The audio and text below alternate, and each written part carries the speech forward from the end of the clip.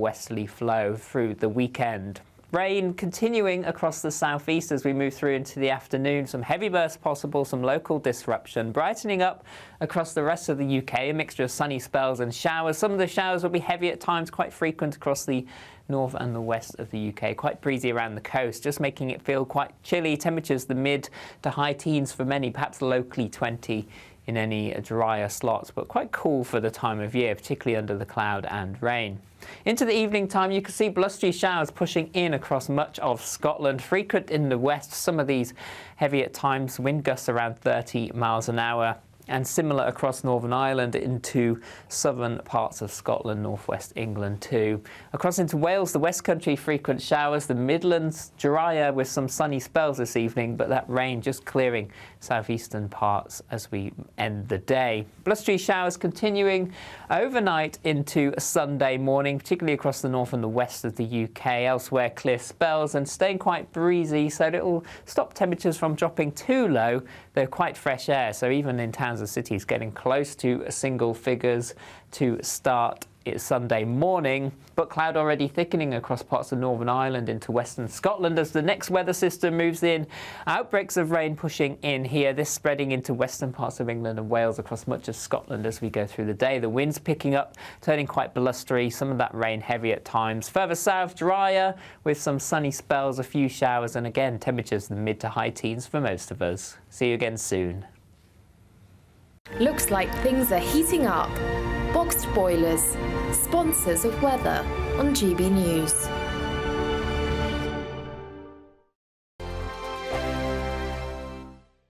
It's the final week to see how you could win an incredible £30,000 in cash. And you could be getting that winning call from us to tell you that you're our next Great British Giveaway winner. Oh, I can't believe this. Oh my God, this is amazing. That is absolutely fantastic. We're over the moon. I've never won anything like this in my life. Oh, you shocked me.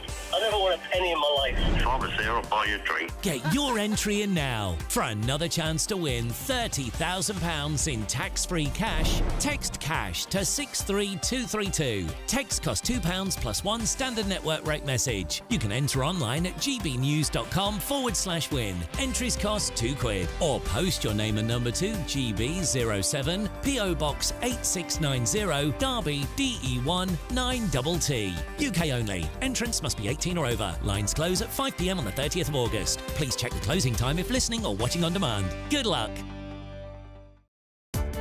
Welcome to State of the Nation, daily plunge into the stories shaping our country.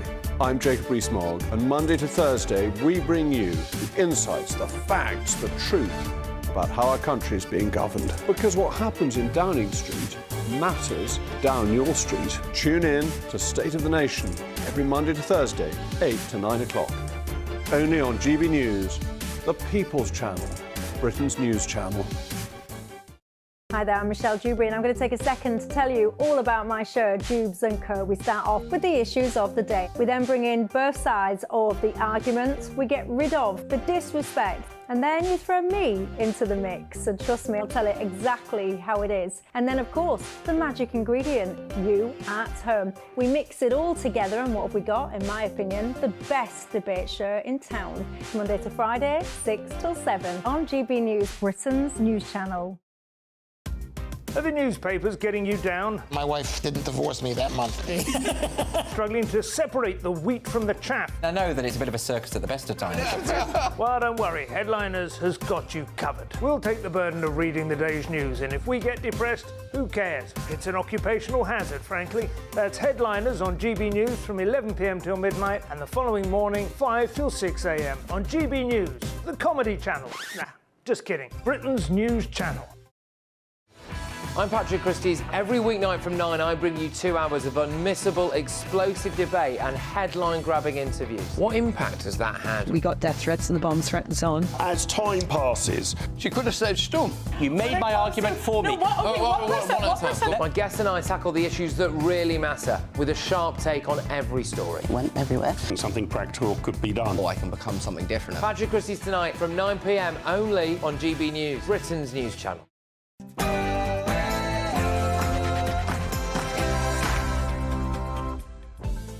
Hey, hello, good afternoon. It's 12 o'clock on Saturday, the 24th of August, and this is The Weekend, literally The Weekend on GB News. Now, the breaking story overnight. 3 people have died and 8 injured after a knife attack in Western Germany. Police say the suspect and motives are unknown and a manhunt is currently underway. We'll have all the latest on that story throughout the show.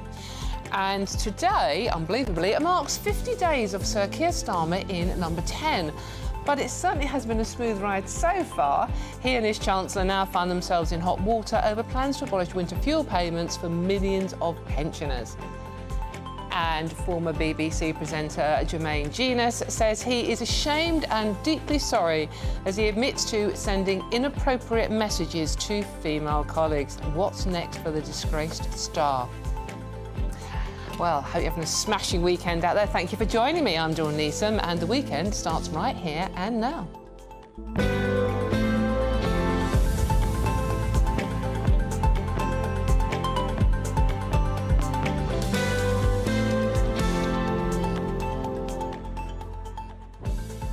But you know what my favourite part of the weekend is? Genuinely my favourite part of the weekend now is chatting to you lot.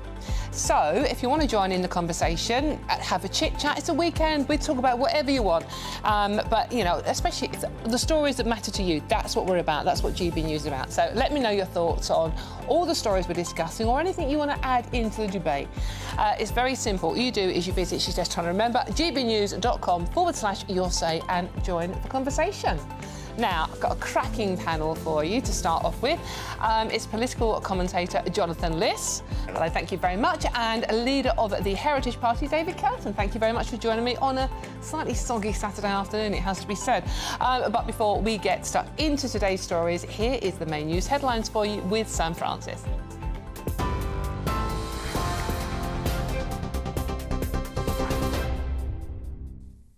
Dawn, thank you very much and good afternoon to you. 2 minutes past 12, the top story this hour. A manslaughter investigation has now begun into the sinking of a super yacht in Sicily where British tech tycoon Mike Lynch and his 18-year-old daughter Hannah lost their lives on Monday. Prosecutors have said this morning in a press conference they do believe that offences may have been committed, possibly involving the captain, crew, shipbuilder or others. The luxury yacht landed on its right-hand side, it's now been revealed, but all bodies were found in a cabin on the left-hand side of the vessel. Detectives have also warned it may take months to unravel the incident. Well, as we heard from Dawn at the top of the show, a huge search is now underway for an unidentified knife attacker in Western Germany after a stabbing spree left 3 dead and 8 others injured. 5 of those wounded are in a life-threatening condition after a man is said to have begun attacking passers-by at random in a market square. More than 40 tactical vehicles are now scouring the streets of that Western German city. Police spokesperson Alexander Christys says the security forces are doing everything possible to catch the attacker. Aber zu einer Motivationslage. Witnesses are in shock or can't speak at the moment. They're all being looked after. We have to put everything together like a jigsaw puzzle so that we can now expand our search activities and look for the perpetrator. Here, Jermaine Jenas has apologised after sending inappropriate messages to 2 female colleagues. The former footballer's been sacked as a pundit and presenter by the BBC, but maintains he's done nothing illegal. He also says he is now seeking help. This is completely on me.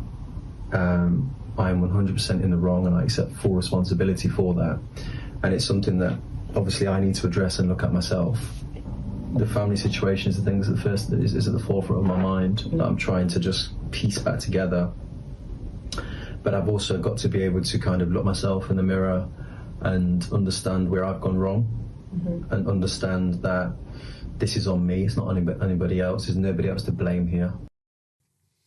Detectives investigating a fatal house fire in Bradford have made more arrests overnight. A mother and her 3 young children died after their home was reportedly set on fire on purpose, police say. That blaze starting on Wednesday morning. 2 men aged 36 and 45 are now in police custody on suspicion of murder, while a 39-year-old man arrested at the scene remains critically ill in hospital. Police are now appealing for any information as they continue their investigation.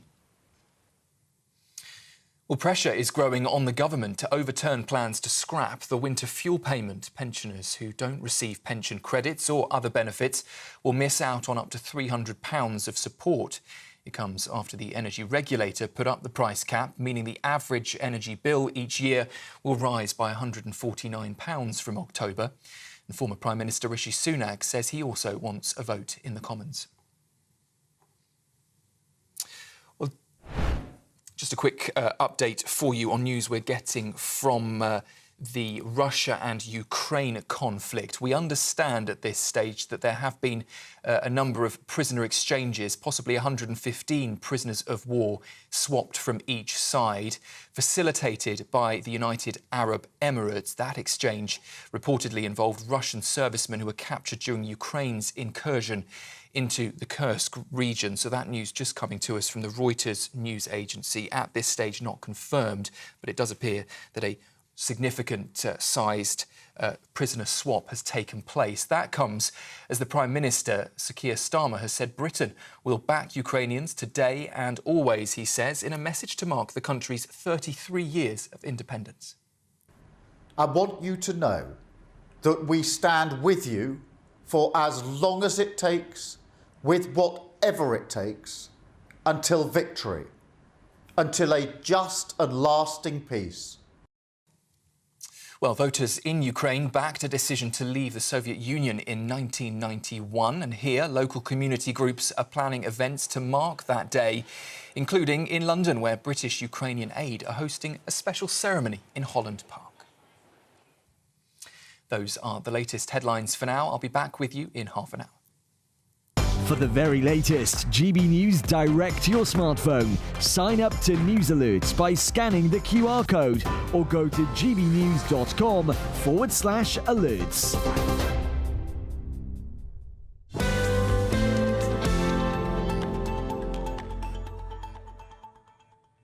Thank you very much, Sam. Now let's get straight into today's story. A huge show for you coming up, loads of live breaking news to cover as well.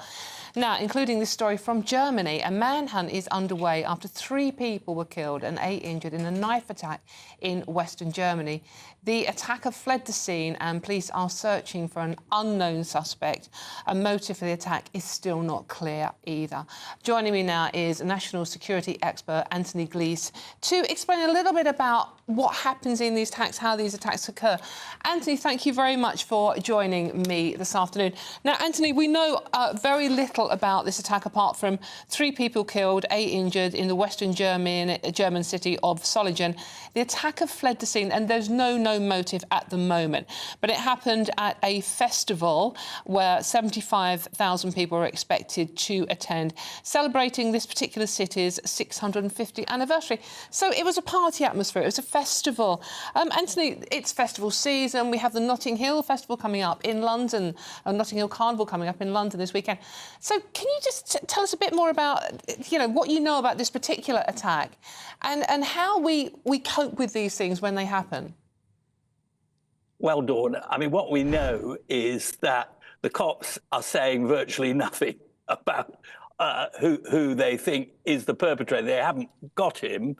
But obviously, there are eyewitnesses who saw this, who have survived. So we know people were killed. We know the perpetrators got away. We know there was stabbing. We know some people saw the perpetrator, but we're not being told what the perpetrator looks like and what the motive could be. Yes, Solingen is in the western part of Germany, basically, famous for its steel and indeed its kitchen knives made in Solingen.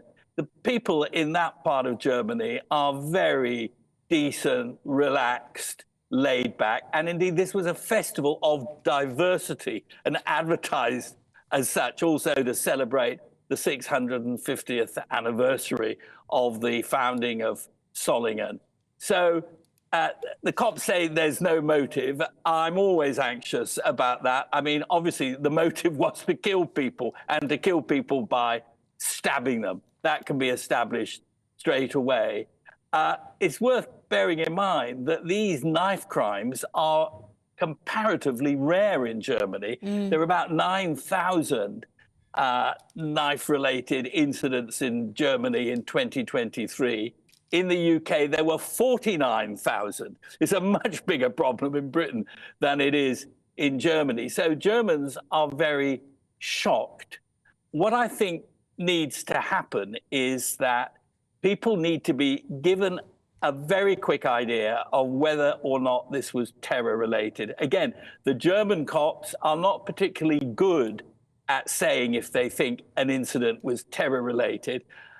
I think they've got to be careful not to insult the intelligence of people in Germany, but in Europe more generally. Clearly, if you're having a diversity festival, you're likely to attract two completely different types of extremists. An Islamist extremist who doesn't like the idea of festivals and dancing and jollity and mirth, and then a right-wing extremist who doesn't like the idea of diversity. So we've got to be grown up about this. We've got to understand this is, in Germany, comparatively rare, but knife crime is now a very serious national security risk. And many people must ask themselves, whether they're in Zollingen or anywhere else in Germany, but also in the UK, how come people are still able to buy knives that are attack weapons? You can't buy guns just like that. Why should you be able to buy knives? So some really big questions that the authorities need to tell us what we need to know, not treat us like idiots. And equally, people need to understand that the right way to deal with this sort of thing is legally, through policy changes, not through riots and, you know, burning places down and attacking people. But a big conversation needs to be had, and many would say needs to be had very, very quickly. Yeah, absolutely, Anthony. Anthony, you say it could be terrorism. That is always, unfortunately, our first thought now, you know, depending on whether it's from, you know, whatever faction it's coming from. Is that your gut reaction, that there is some kind of terrorism linked to this? It is my gut reaction. Of course, there are mad people. But there is a deliberate kind of motive here of going out to a diversity festival and wanting to stab as many people as you can. So, you know, when the Germans say, oh, we don't know what the motive was, excuse me, we do know what the motive was to kill people at a diversity festival. And, you know, as I've said before, it's very important when we're having this serious conversation about what to do about extremist violence and terrorism in all our societies. We're very European in this respect, that we don't get caught up by people, you know, Islamophobia, for example. Of course, if we are afraid and we think of Islamist terrorism because that is what Islamist terrorists have wanted us to do. We would be daft not to think of it, but it doesn't mean it necessarily is Islamist terrorism. And of course, to be afraid of Islamist terrorism is not the same as being afraid of Islam. It's a completely different thing and an unjustified thing. Islam is a religion of peace, and Islamism is a perversion of that religion to create an extremist, violent ideology. We suffer from it.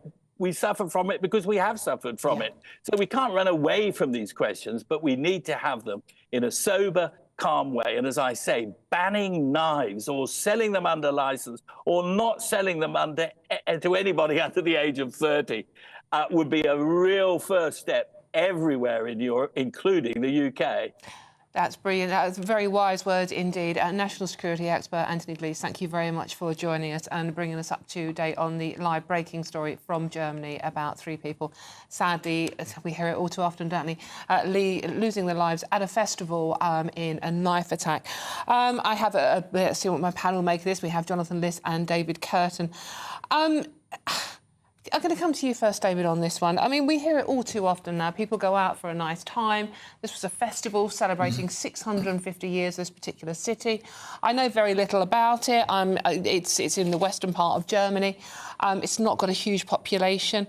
What do you make of what you heard overnight coming in on this story? I mean, the first thing is it's just another horrible incident, isn't it? And you've got 9 people stabbed, 3 of them murdered, 3 of them dead now.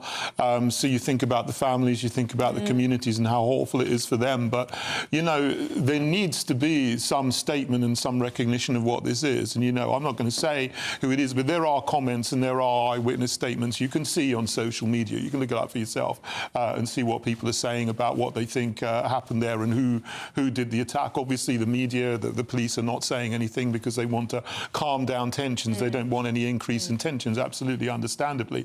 But, you know, we are in a situation where all across Europe there is an increase in terrorist attacks going on. I mean, you had the issue with the Taylor Swift concerts cancelled in Vienna just a couple of weeks ago. Back in March, there was this dreadful terrorist attack in Moscow, in Russia, where 140 people were killed, and the Russian authorities there have identified that as ISIS acting. You've got things happening in this country. I mean, we still don't know hardly anything about the attacker in Southport. You know, and we've got pictures of him when he was 11, but you know, there's nothing about him now. It's all the sort of story seems to have been disappeared, and we don't know anything about that. You're kind of saying to me, Dave, forgive me if I'm putting words into your mouth, that you think that some aspects of some crimes are kept quiet to stop inflaming tensions. I think absolutely that is the case, and I think, you know, there is a lot of pressure on people to keep quiet and not to speculate and not to say what they think. I mean, even on people who are eyewitnesses. You know, here in Germany last night, there are eyewitness statements, but they're not being mentioned by the police, by the media, but you can see them on social media. And so we really, you know, do need to understand here that there are people coming into this country and other countries in Europe, you know, all around Europe and from other parts of the world who have nefarious intentions to European countries. I mean, there's 20,000 on the terrorist watch list in this country, I think. And, you know, so we need to recognise that. And that includes Islamist terrorists, far-right terrorists. It's mostly Islamist terrorists, you know. It's 84% Islamist. We need to recognise that. We don't know. No one knows the reasoning behind this attack. We know it's horrific and 3 people have lost their life. Jonathan, what do you make of what's happened and what you've heard David just say? Well, I mean, when it comes to Southport, the reason that people aren't talking about it is entirely normal because it's sub judice. It's now before a court, so we wouldn't want to prejudice any judicial proceedings by discussing it. That's why it's not any kind of conspiracy. In terms of this attack... I think the point David was alluding to there is the only picture we have seen of the alleged attacker is a picture from his childhood. Well, I mean, he's just turned 18. I mean, I wouldn't expect to see his entire family album. I mean, it's, you know, we know who the suspect is, and that's all there is to it. We know that he was, we know all too well the circumstances because of the misinformation that was put out about him.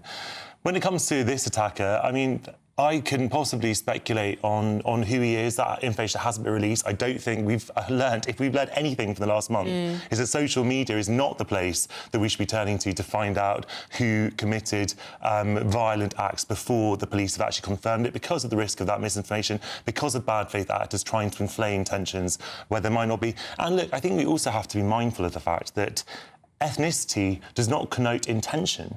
The fact that people might be relieved when it turns out that a white person has done it and it was mental health, for example, people who are not white also may have mental health problems, and they may not have political motivations.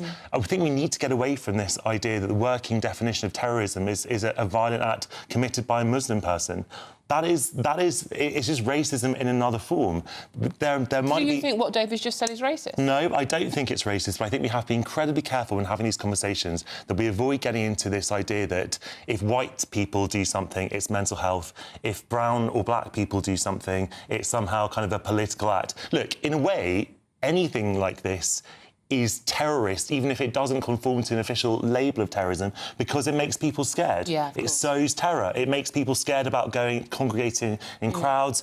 You know, even if it does turn out that this was someone who was mentally unstable or whatever, you know, but obviously people will be relieved if it turns out that it wasn't a political ideology, but the fact remains that those people are still dead and people are still scared about knife crime. And the fact remains that, sorry, just one final point, if I may, there's a really important point that Anthony was just saying about knife crime, about buying knives, and that's an important conversation to have. But the really sad truth of all this is that knives, unlike guns, do appear in every single kitchen. Every single kitchen is a lethal armoury. Yeah. We cannot fundamentally stop that from being the truth. No, that's the problem with the whole banning of the knife thing. Sorry, yeah, no, I mean, obviously we can't stop people from selling knives and buying knives, but there's no reason whatsoever to take a machete out on the street or to take a 12-inch blade to a festival like this. Obviously, I don't know the length of the blade, but obviously there's no reason for anyone to take a knife to a festival and have it in the crowd. So obviously this person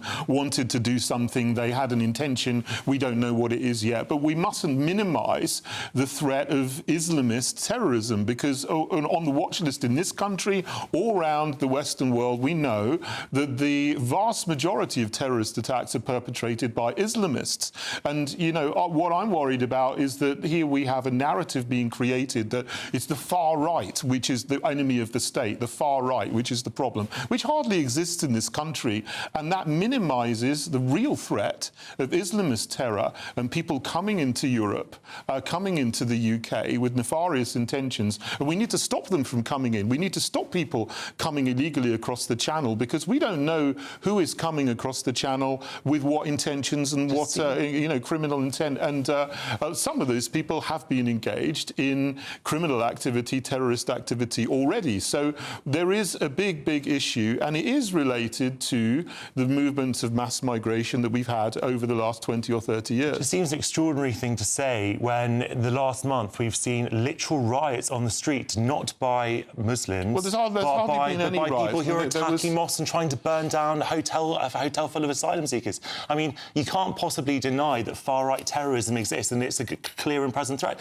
And actually, if you look at sort of anti-terrorism organisations, they are much more concerned. Obviously, Islamist extremism exists, obviously, but they are very concerned about the risk of far-right extremism, and you shouldn't minimise that either.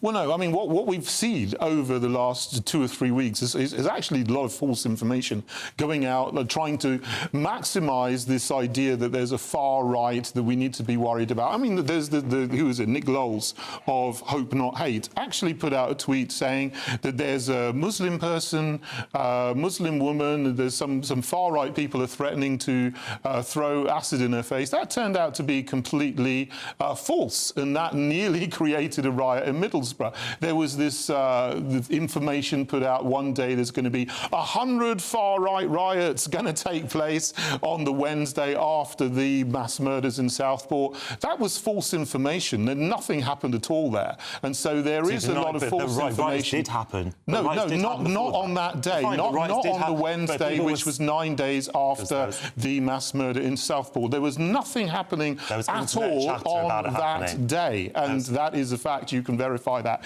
yourself independently if you want to look it up.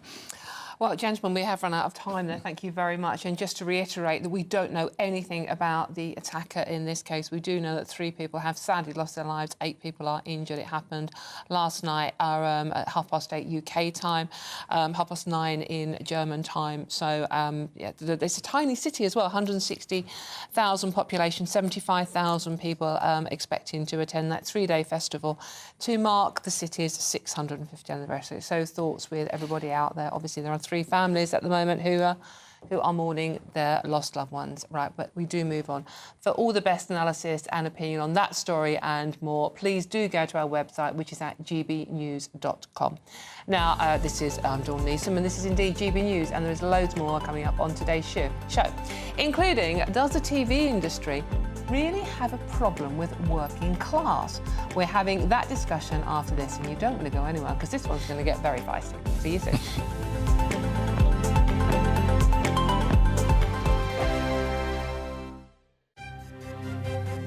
GB News Breakfast, every day from 6 a.m. Football and gambling can go hand in hand and cause long-term problems. New figures show that young adults aged between 16 and 24 who have bet over the last year are more likely to report mental health issues compared to those in older age groups. And joining us now to discuss this is Matt Burgess, who is a former gambling addict and now helps those to deal with their own gambling issues. Yeah, look, I think gambling is one of those things that is so accessible now. You know, everyone's got a kind of mobile phone in their pocket, walks around with a kind of 24-hour casino, if you like. So I think it's really important that people realise that we have to sort of recognise that that is a month of quite condensed gambling, and we don't want people to sort of carry that on into their everyday life, because that's when it can become really risky and you know, it could become addictive. I had no idea, though, that it was linked to first-time gambling. For the first time, people might be able to pick up and have a go. And then it doesn't end there. It goes on, because by then you've got the bug. Is that how it works? You've got to remember, for things like the Euros, the World Cup, so you get a lot more people watching football and therefore potentially betting on football. May I ask you about how severe your own gambling addiction got? Well, look, I think there was a couple of touch points for me where I realised that things were getting out of hand. There were some times at university where, you know, I kind of thought, you know, I'm definitely doing this a bit too much, but, you know, kind of thought maybe it would move on once I left, but it didn't. It did follow me. And then, you know, I got to points where I was at my worst gambling 16, 17 hours a day. I was spending huge amounts of money. It can spiral out of control very, very quickly, and that was the important thing that we want to highlight is, you know, what can start as fun can become very, very dangerous in a sense. GB News, the People's Channel. I'm Christopher Hope. From pop stars to politicians, I'll interview anybody in a pub who's got a political opinion. Join me every Friday on Spotify, Apple Podcasts, YouTube or gbnews.com, or wherever you get your podcasts. This is GB News, the People's Channel. Join me, Neil Oliver, every Sunday night at 6 p.m. on GB News. And if an hour is not nearly enough for you, go to gbnews.com for special extended episodes online every Friday at 9 p.m, where we can truly get into the nitty-gritty of what's going on. GB News, Britain's news channel. We're proud to be GB News, the People's Channel, and as you know, we always love to hear your views. Now, there's a new way of getting in touch with us at gbnews.com/your say. By commenting, you can be part of a live conversation and join our GB News community. You can even talk to me, Bev Turner, or any of the members of the GB News family.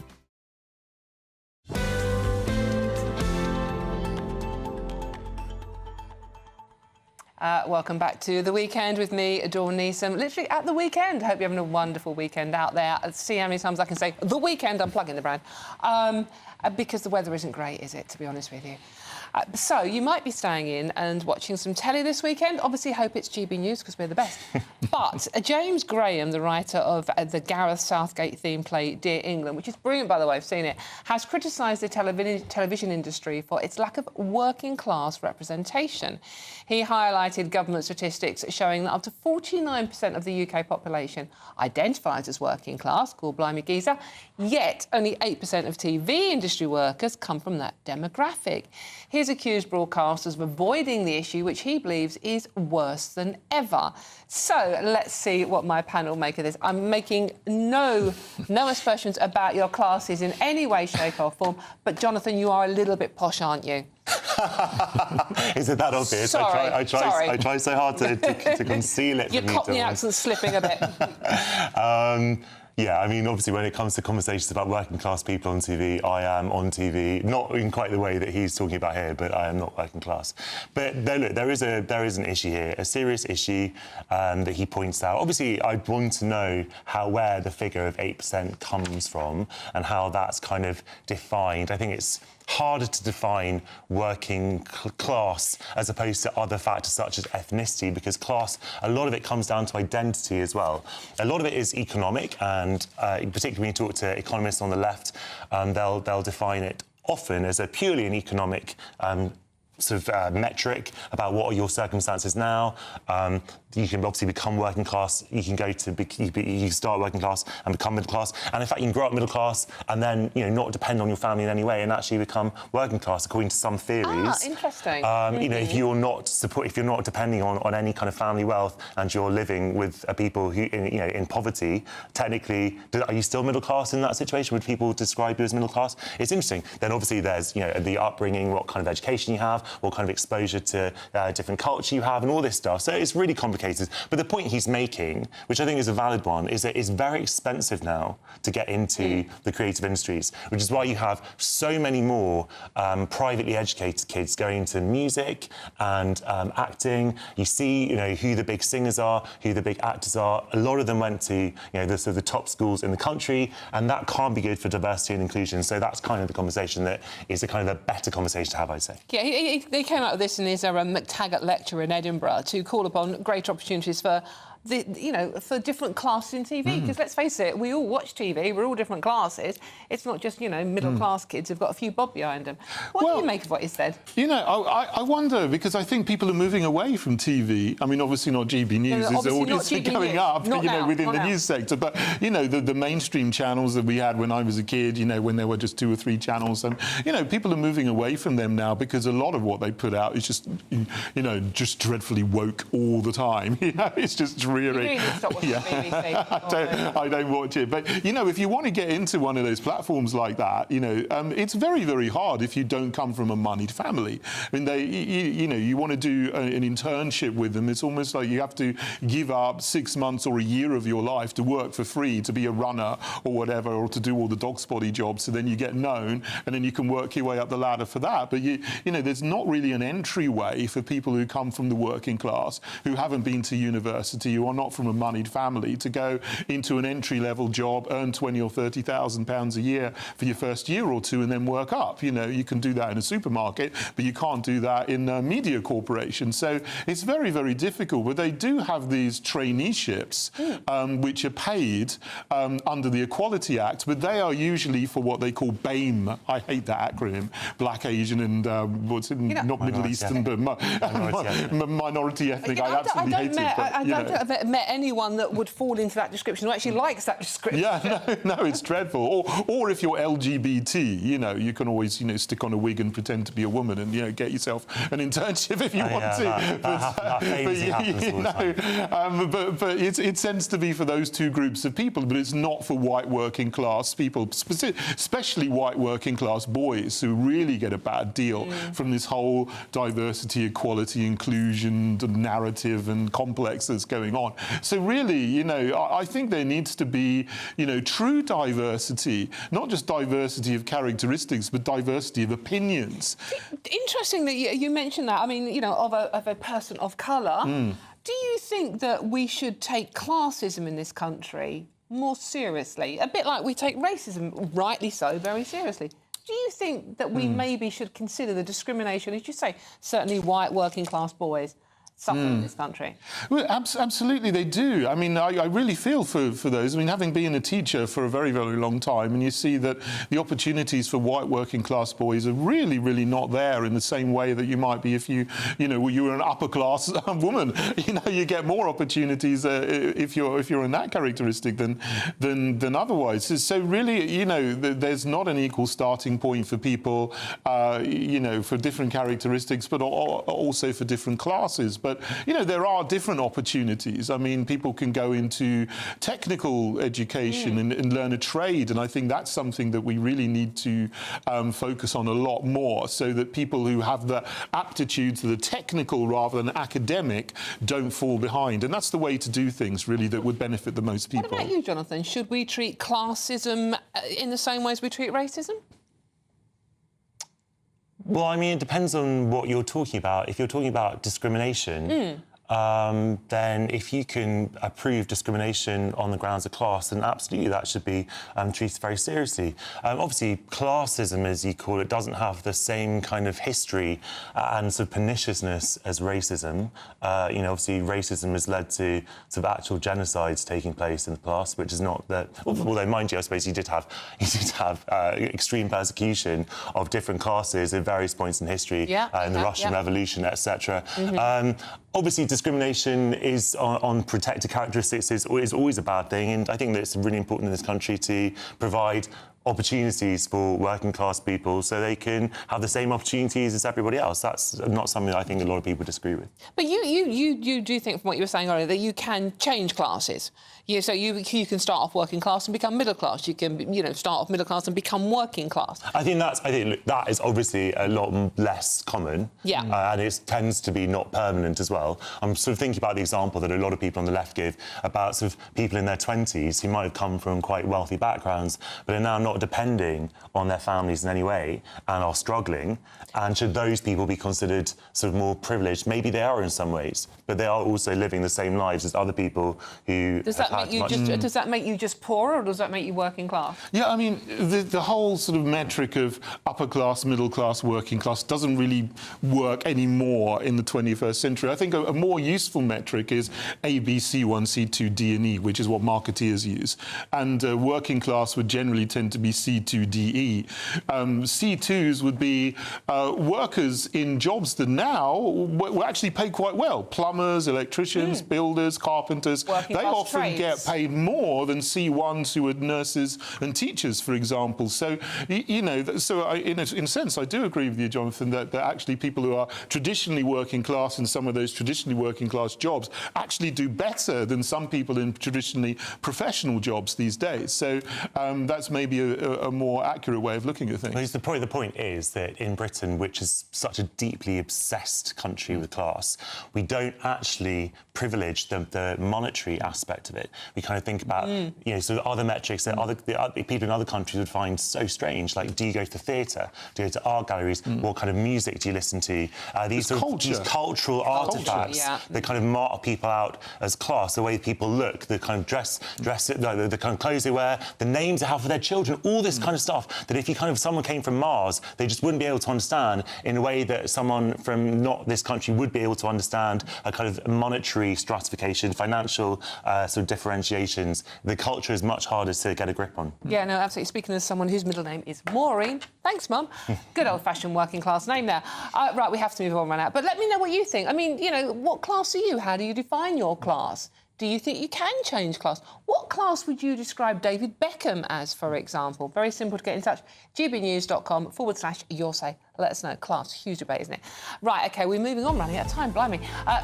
Working class. See, sorry. I'm Dawn Neeson. This is GB News, and there's lots more coming up on today's show. We're raising a glass, it's the weekend after all, to the best pub in Scotland. But what exactly has it done to earn that prestigious title? Find out after this very short break. Hello there, welcome to your latest GB News weather from the Met Office. A wet start in places, but it will improve a little with some blustery showers moving through on quite a brisk westerly breeze, feeling quite cool for the time of year. You can see low pressure sat to the north of us, high pressure to the south trying to edge in at times, but generally a cool westerly flow through the weekend. Rain continuing across the southeast as we move through into the afternoon. Some heavy bursts possible, some local disruption. Brightening up across the rest of the UK, a mixture of sunny spells and showers. Some of the showers will be heavy at times, quite frequent across the north and the west of the UK. Quite breezy around the coast, just making it feel quite chilly. Temperatures the mid to high teens for many, perhaps locally 20 in any drier slots, but quite cool for the time of year, particularly under the cloud and rain.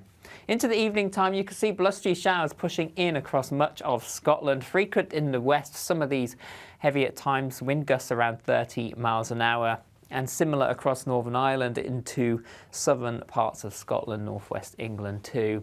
Across into Wales, the West Country, frequent showers, the Midlands drier with some sunny spells this evening, but that rain just clearing southeastern parts as we end the day. Blustery showers continuing overnight into Sunday morning, particularly across the north and the west of the UK. Elsewhere, clear spells and staying quite breezy, so it will stop temperatures from dropping too low. They're quite fresh air, so even in towns and cities getting close to single figures to start Sunday morning. But cloud already thickening across parts of Northern Ireland into western Scotland as the next weather system moves in. Outbreaks of rain pushing in here, this spreading into western parts of England and Wales across much of Scotland as we go through the day. The winds picking up, turning quite blustery, some of that rain heavy at times. Further south, drier with some sunny spells, a few showers, and again, temperatures in the mid to high teens for most of us. See you again soon. Good afternoon, Britain. Your lunchtime update on the stories that matter across the UK. From breaking news and insightful analysis, inspiring stories and lively debates. You're comparing yourself to a former Prime Minister. Which is it? Stay informed, stay updated, stay entertained. I just don't know how anyone would not want to be there. Every weekday from midday. We are Good Afternoon Britain, only on GB News. Britain's news channel. Welcome to State of the Nation, daily plunge into the stories shaping our country.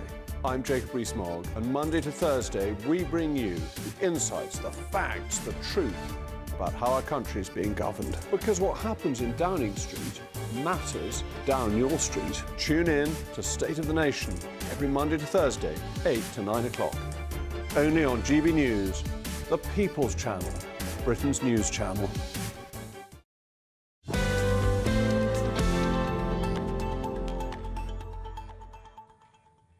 We're sorry, just talking about pubs here.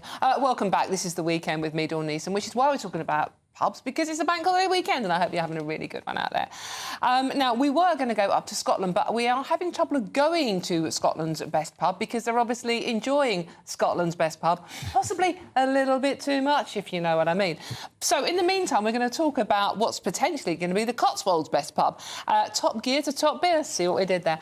Jeremy Clarkson. Hundreds of people have been queuing to be some of the first punters inside Jeremy Clarkson's new pub in Oxfordshire.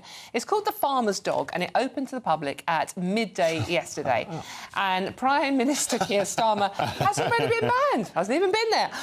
So it's a bit of fun. But well, it's like the opening of a new IKEA. Like, what is going on there? It is that bad. So let's see, I still have Jonathan Liss, as you've just heard, and David Curtin with me. And as I said, it's a bank holiday weekend, so we can talk about pubs with impunity. Right. Now, I mean, this is, it's called the Farmer's Dog and it's just outside of Burford, just off the A40. Jeremy Clarkson brought it recently. And yesterday there was a 4-hour queue for a pint at the newly opened bar. I'm sorry, David, there's no way on earth I'm queuing anywhere. Oh, no. It's at Glastonbury. 1 hour. 4 hours. Gosh, it defeats the object, doesn't it? I mean, it looks like a lovely pub. I'm going to go sometime. It's wonderful. You know great place. But, I mean, I wouldn't want to queue 4 hours for a pint. No, I mean, that was just the opening thing. Yeah. But, I mean, every sensible person I know, regardless of whether you like Jeremy Clarkson or not, that's actually neither here nor there. It's like, gosh, I wouldn't mind going if I'm down in the Cotswolds. I'm going to pop in. But the serious point of this story and what, to be fair, Clarkson's doing is like he's done with his farm, Diddy Squat Farm, which has been a very popular TV series. It is actually promoting the British pub, Jonathan. We know they're closing at a rate of knots in this country. Yeah, that's something that we can all support. No, I mean, not the closing, the promotion. No. I'm doing my bit personally to keep them open. Yeah. Look, I certainly wouldn't queue 4 hours. There are very few things in life I'd queue 4 hours for, and that is not one of them. But for sure, I'm sure it'll do very well. I'd love to pop in next time I'm in the Cotswolds. It's a really, really beautiful part of the world, obviously. And obviously, the biggest story of this in the last couple of days is how he's banned Keir Starmer. Keir Starmer's received the first bar from the pub, which I'm sure will be devastating for the Prime Minister, who's surely hoping to pop in the opening weekend, but I expect he'll get over it. I suspect they're good mates, don't you, Clarkson and Keir Starmer? I can see I guess he doesn't live too far away with the Prime Minister's residence at Chequers. That's up near there, isn't it? That's in Oxfordshire as well. So I guess he's sort of a local, I mean, within 10 miles or so. My wife's Dawn, it's not going to be 10 years from now, they'll be doing a podcast together. Yeah, they will be, actually. Yeah, stranger things have happened. But, I mean, it's strange you mentioned where Sir Keir Starmer actually says, because this is Jeremy Clarkson's comment on why Sir Keir Starmer is banned. He's actually on a board in the hall, this is Clarkson talking, his band. I don't think any of them have set foot sign out of Kentish Town, which is in North London, for the last 35 years, Clarkson said, of the entire cabinet. They're a hopeless bunch. Starmer hasn't done much to endear himself to me yet. We'll have a look at farming. It might turn around, you never know. So, I mean, this is the thing. I mean, the political point here, David, isn't it? It's like, Jeremy Clarkson has raised the issues of farmers in this country and how much of a struggle it is for them, and he's now doing the same for the pub trade. So there's a serious point to what Clarkson's doing. Absolutely. I mean, these are two things which are part of our heritage, pubs and farms. Yes. You know, we need farms, obviously, to grow food, and we are not so self-sufficient in food in this country, and we're going the wrong way on self-sufficiency in food. And I think, you know, what the policies of this government are to pave over lots of farms with solar panels and wind turbines and housing estates, and also to do rewilding, it's just going to be a disaster for our food production. They need to go the opposite way and support farmers to grow food all over the country like we've done before. And they also need to support pubs, because it's very, very difficult for them. They're obviously competing with new technology. People will stay at home, you know, watch things on internet these days and have a glass of wine at home. So that's competing with people going out and seeing their friends at a pub. But then, you know, they can do things like stop increasing rates on pubs through local councils to help them out a little bit more. But they're going the opposite direction on this, and they need to support them. Trips to the pub are incredibly expensive. You know, if you want to have a few drinks, you buy a round for someone, you know, and then you have a few people. After a couple of hours, you might have easily spent 50 quid, 60 quid, sometimes a lot more. And that's just not sustainable for a lot of people. So it has become a kind of a luxury experience, which is really sad. And it also explains why so many of them are closing. Yeah, no, and pubs are not just about drinking, they're also about the community, aren't they? I mean, I live in the working class. I live in the East End of London, and some of our local pubs, you would see so many older people in there, just nursing, like, literally half a pint of bitter, but just to get the company, and just to have a chat and to get some social, you know, probably living on their own, just to meet people. And both of those pubs now, our local pubs, have shut. The other point Jeremy Clarkson was making, though, is... going back to your point, he says, it cost me 74p per sausage to get one of his own pigs from his farm slaughtered and cooked. But if he buys an imported pig meat to make sausage, it's only 18p. So there's something profoundly wrong with the food industry at every level in this country. Yeah, I mean, I'd be really interested to see where those figures are coming from, like why it would be so much more expensive to produce your own meat than to import it. Because I think that, if anything, importing food has probably become costlier since we kind of put up trade barriers with our neighbours. I can't remember what Are you that was blaming all about. Brexit? I can't. I wasn't even going to mention that word. You mentioned it, not me. We're having a lovely chat about pubs, and he has to go. Well, when you're talking there. about farming, we do need to talk about farming actually, and what Brexit's done for farming. Not only what Brexit's done for farming, and a lot of farmers will tell you that it's completely decimated a lot of their business. And now you have the government negotiating trade deals with countries, and the main things those countries want are better access for their meat in this country. And that's why so many farmers say that the last government sold them out when it came to the trade deal with Australia, where we really didn't get anything other than a positive headline in the Daily Mail that we'd signed the deal, and Australia had even better access to our market for their meat. Getting all excited again.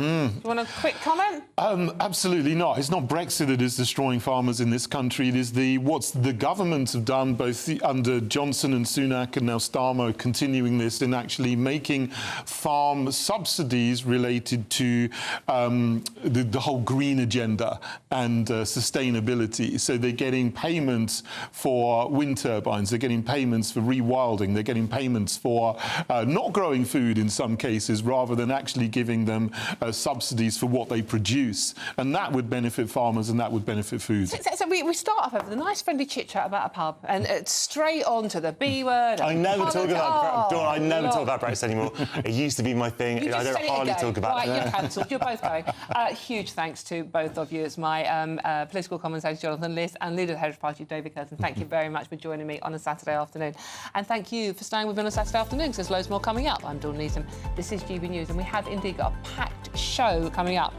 In just a few minutes, we are actually going to the biggest stories from the world of sport with broadcast sporting supremo Aidan McGee. Don't go too far. We'll see you soon.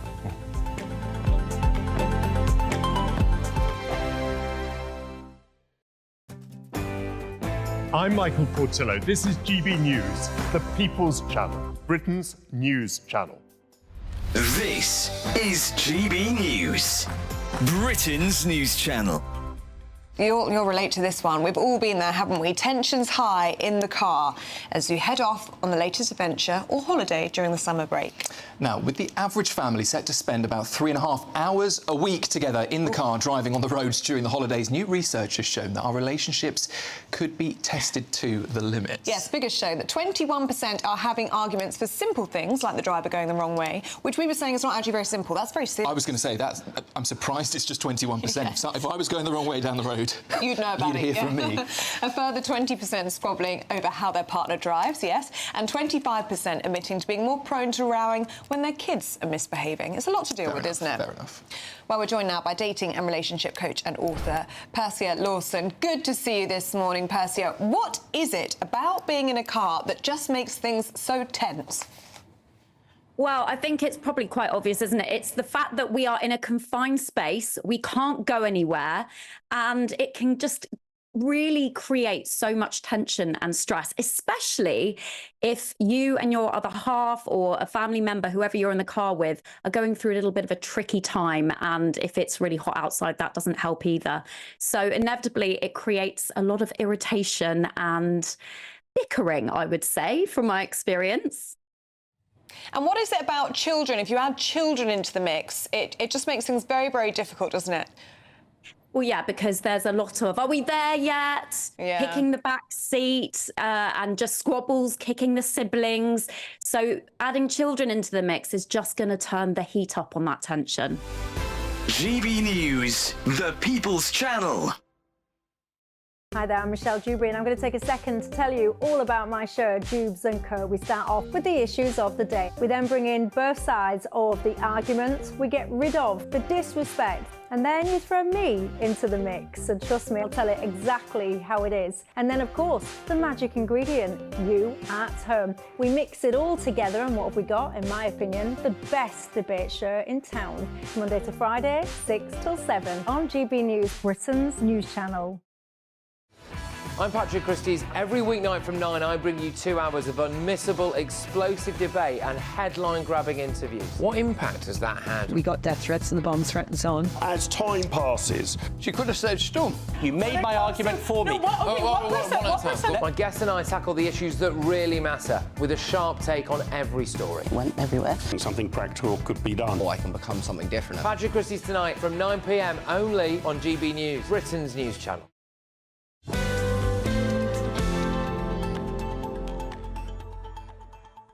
Oh, there you are. Hello, welcome back to the weekend. It's me, Dawn Neeson, keeping you company on a Saturday lunchtime. It's a bit soggy out there, so you may as well just stay and watch me, eh? It's good fun. And you can have a chat as well. Remember, very, very simple. Get in touch, gbnews.com/your say. Have a chat with me, whatever you want to talk about. OK, but now we're going to talk about sport, because it is a bank holiday weekend, isn't it? And I have got a broadcaster, sporting supremo, let's say, Aidan McGee with me to bring us up to speed on the sport, but most importantly, I want to talk about, I'm sorry, I know I'm shallow, I want to talk about Jermaine Jenas. Yeah, look, he's on the front of... Yeah, so, I mean, look, I first covered him at Nottingham Forest when he was 17. A few months later, we got a move to Newcastle. He made his debut for England on the same night in February 2003 against Australia as Mr Wayne Rooney, who is in action just a few miles down the road from here today with Plymouth. And so, I mean, I just felt like he peaked at Tottenham.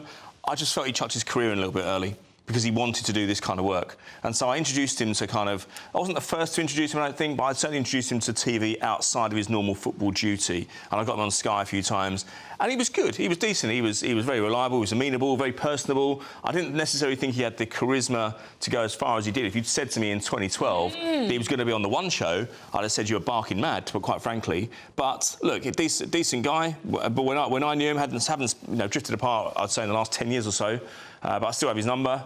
And I've seen him at the odd time here and there. He just went the BBC route when I stayed at Sky. That was all it was. But in terms of this, I mean, somebody's got hold of him in the last day and a half and said, look, there might, if you play things right, a crisis management kind of agent, we've all come across them, Phil Hall and such like, will have got in contact with him and said, look, maybe there's a route out of this if you do X, Y and Z. So, and also, Dawn, if you're in his situation, what have you got to lose?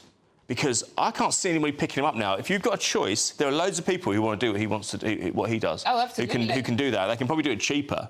And so for the avoidance of any issues going forward, you're probably going to say, well, all right, we won't do JJ this time. We'll go with somebody else who's up and coming. And I just don't think it's worth the hassle. In case you've been living under a rock and you haven't seen the front page of the Sun, I believe we just flashed it up there. This is Jermaine Jenas, going to be exclusive to the Sun. He's been texting women, basically, who he worked with. Yeah, he's apologised. Flirty texts. And the Sun is a sort of like mea culpa, pages 2, 3, 4, 5, so 5 pages of it. He's apologising to his wife. It wasn't physical, but it was cheating. He's saying, I'm self-destructive and I've let my family down. He's having therapy for that, he said. He's also said he's considering legal action against the BBC for the way it was handled. Alex Kajelski, who's recently appointed head of sport at the BBC, released a statement just via his phone. It just seemed a very strange thing to do. He told employees not to contact him as well. Yeah, it was almost like there was a panic going on, wasn't there? But we'll see. He has been cancelled and lost his job at the One Show. So, in any case, I'm Dawn Newsom with GB News. Lots more coming up on today's show. But first, the really important thing on a bank holiday weekend is, oh yeah, the weather. Here it is. A brighter outlook with Box Solar, sponsors of weather on GB News. Hello there, welcome to your latest GB News weather from the Met Office. It remains changeable over the next 24 hours. Further showers and longer spells of rain, temperatures on the cool side, particularly under the cloud and rain. And looking at the bigger picture, low pressure generally in charge of our weather through the rest of the weekend. Weather systems pushing through on quite a brisk westerly breeze as well. The rest of Saturday, we have blustery showers, particularly across the north and the west of the UK. Some of these will be heavy, most frequent across the northwestern parts of Scotland. Overnight, some clear spells developing in places. Driest weather always across central and eastern areas, but quite breezy. Temperatures on the fresh side, dropping down to around 9 to 11 Celsius, taking us into Sunday morning. But there'll be plenty of sunny spells across central and eastern areas. Cloud already thickening across the west. And if we zoom into Scotland, we can see northern and western parts of Scotland fairly cloudy, showery outbreaks of rain. Best of the sunshine towards Aberdeenshire first thing. That cloud approaching parts of Northern Ireland into southwest Scotland with outbreaks of rain, and the cloud extending through the morning into Wales and the West Country. Some sunny spells initially, but clouding over fairly quickly. Best of the sunshine across the Midlands, eastern and southeast England to start Sunday. Through the morning and into the afternoon, this cloud and rain will push its way eastwards across central and northern parts. Some heavy bursts of rain possible with this, and the winds pick up too, with strengthening gusts around the hills and around the coast as well. Further south, breezy but largely dry. Temperatures rising to around 20 or 21 Celsius in the best of the sunshine. Cool under the cloud and rain, 14 to 16 Celsius. And that rain continues to push into the North Sea as we head through the evening time and overnight elsewhere. Further showers pushing in from the Atlantic and staying on the breezy side. But looking through next week, there's some improvement with the weather. We'll see temperatures lifting, perhaps as high as 26 to 28 Celsius by midweek. Looks like things are heating up. Boxed Boilers, sponsors of weather on GB News.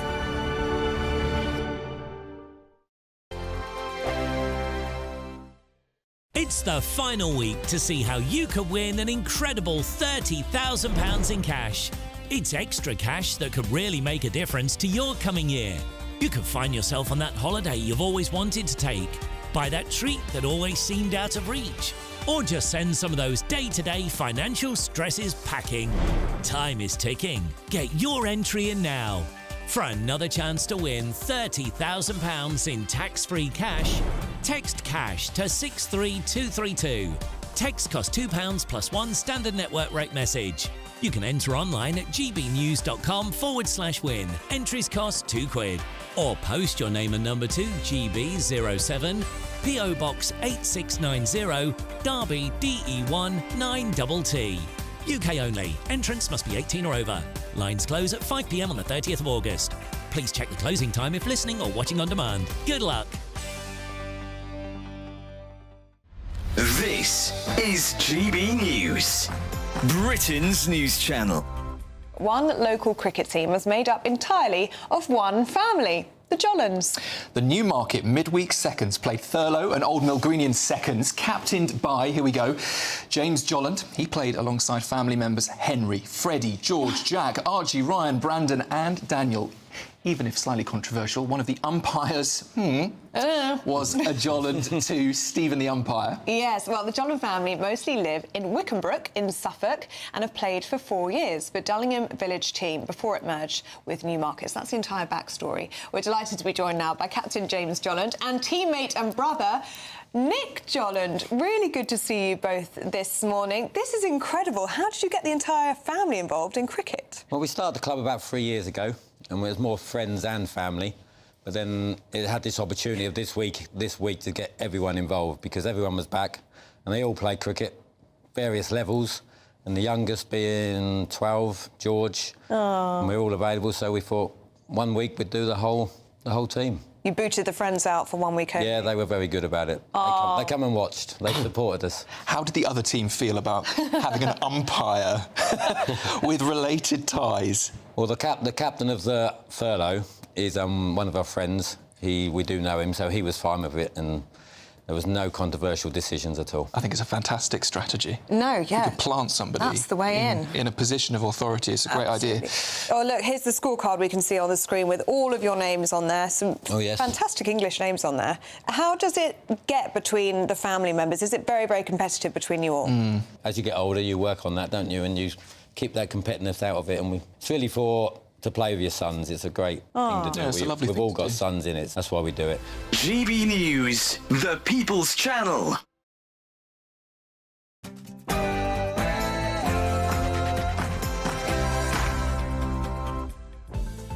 Good afternoon. It's exactly 1 o'clock, and this is Saturday, the 24th of August, evidently, although the weather would have you think it's maybe October already. This is the weekend on GB News. Now, 3 people have died and 8 injured after a knife attack in Western Germany. Police say the suspect and motives are unknown and a manhunt is underway. We have all the latest on that breaking story for you. And former BBC presenter Jermaine Jenas says he is ashamed and deeply sorry as he admits to sending inappropriate messages to female colleagues. What is next for the disgraced star, though? And, of course, it is a bank holiday weekend. 19 million people are expected to hit the road for leisure trips and more than 2 million expected to fly overseas. They've all been warned of likely disruption. I'll be getting the top tips from a travel guru coming soon.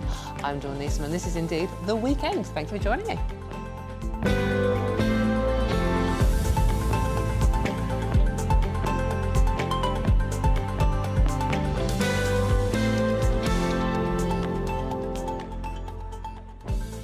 Calming, those titles, aren't they? But the bit in the middle does look like a plate, which makes you hungry.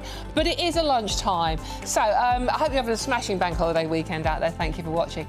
And this show is actually all about you. It's actually your views, your thoughts, your stories, what you want to talk about. And I promise I am going to read as many as I can out. So get them coming in, your thoughts, all the stories we're discussing today. Very simple. You just simply visit gbnews.com/your say and join our conversation. Keeping me company this hour, another cracking panel for you, is former editor of the Labour List, Peter Edwards, fresh from a park run in the rain, that's admirable, and former Conservative Party Special Advisor Charlie Rowley, fresh from blow-drying his hair, possibly because it is raining.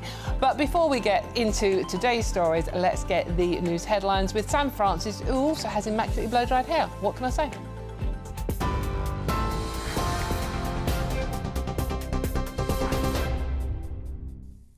Very good afternoon to you. It's just after 1 o'clock and the top story this lunchtime. A manslaughter investigation has begun into the sinking of a super yacht in Sicily, where British tech tycoon Mike Lynch and his 18-year-old daughter Hannah lost their lives. Prosecutors say they believe offences were committed, possibly involving the captain, the crew, shipbuilder or others. The luxury yacht landed on its right-hand side, but all bodies were found in a cabin on the left-hand side of the vessel. Detectives are now warning that it could take months to unravel the incident. A huge search is underway for an unidentified knife attacker in Western Germany after a stabbing spree left 3 dead and 8 injured. 5 of those who were wounded are now in a life-threatening condition after a man is said to have begun attacking passers-by at random in a market square. More than 40 tactical vehicles have been scouring the streets of that West German city. Police spokesperson Alexander Christys says that security forces are doing everything possible to catch the attacker. Aber zu einer Motivationslage. Witnesses are in shock or can't speak at the moment. They're all being looked after. We have to put everything together like a jigsaw puzzle so that we can now expand our search activities and look for the perpetrator. Jermaine Jenas has apologised after sending inappropriate messages to 2 female colleagues at the BBC. The former footballer's been sacked as a pundit and a presenter by the broadcaster, but maintains he's done nothing illegal and says he is now seeking help. This is completely on me. I am 100% in the wrong and I accept full responsibility for that. And it's something that obviously I need to address and look at myself. The family situation is the thing that is at the forefront of my mind that I'm trying to just piece back together. But I've also got to be able to kind of look myself in the mirror and understand where I've gone wrong and understand that this is on me, it's not anybody else, there's nobody else to blame here. Detectives investigating a fatal house fire in Bradford have made more arrests overnight. A mother and her 3 young children died after their home was reportedly set on fire on purpose on Wednesday morning. 2 men, aged 36 and 45, are now in police custody on suspicion of murder, while a 39-year-old man arrested at the scene remains critically ill in hospital. Police are also now appealing for any information as they continue their investigation.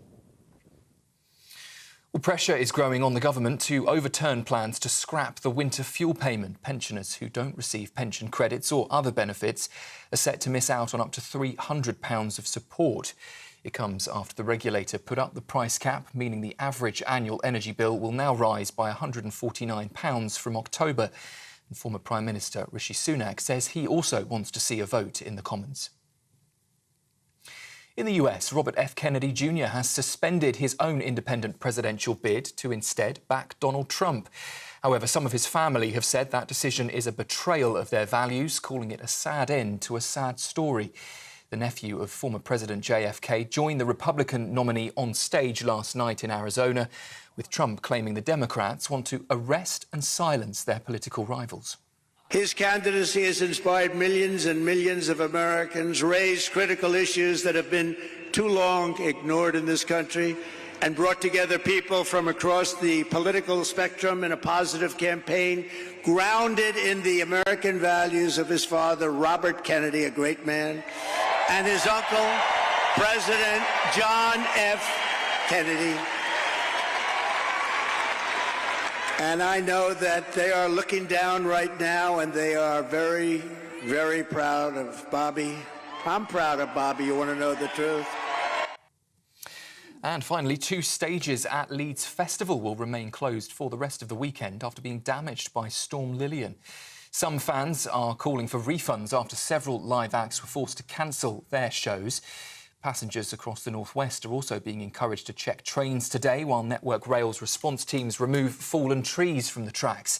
And this morning there was a Met Office yellow weather warning across London, Kent and Essex. Those are the latest headlines for now. I'll be back with you in half an hour. For the very latest GB News direct to your smartphone, sign up to News Alerts by scanning the QR code or go to gbnews.com/alerts.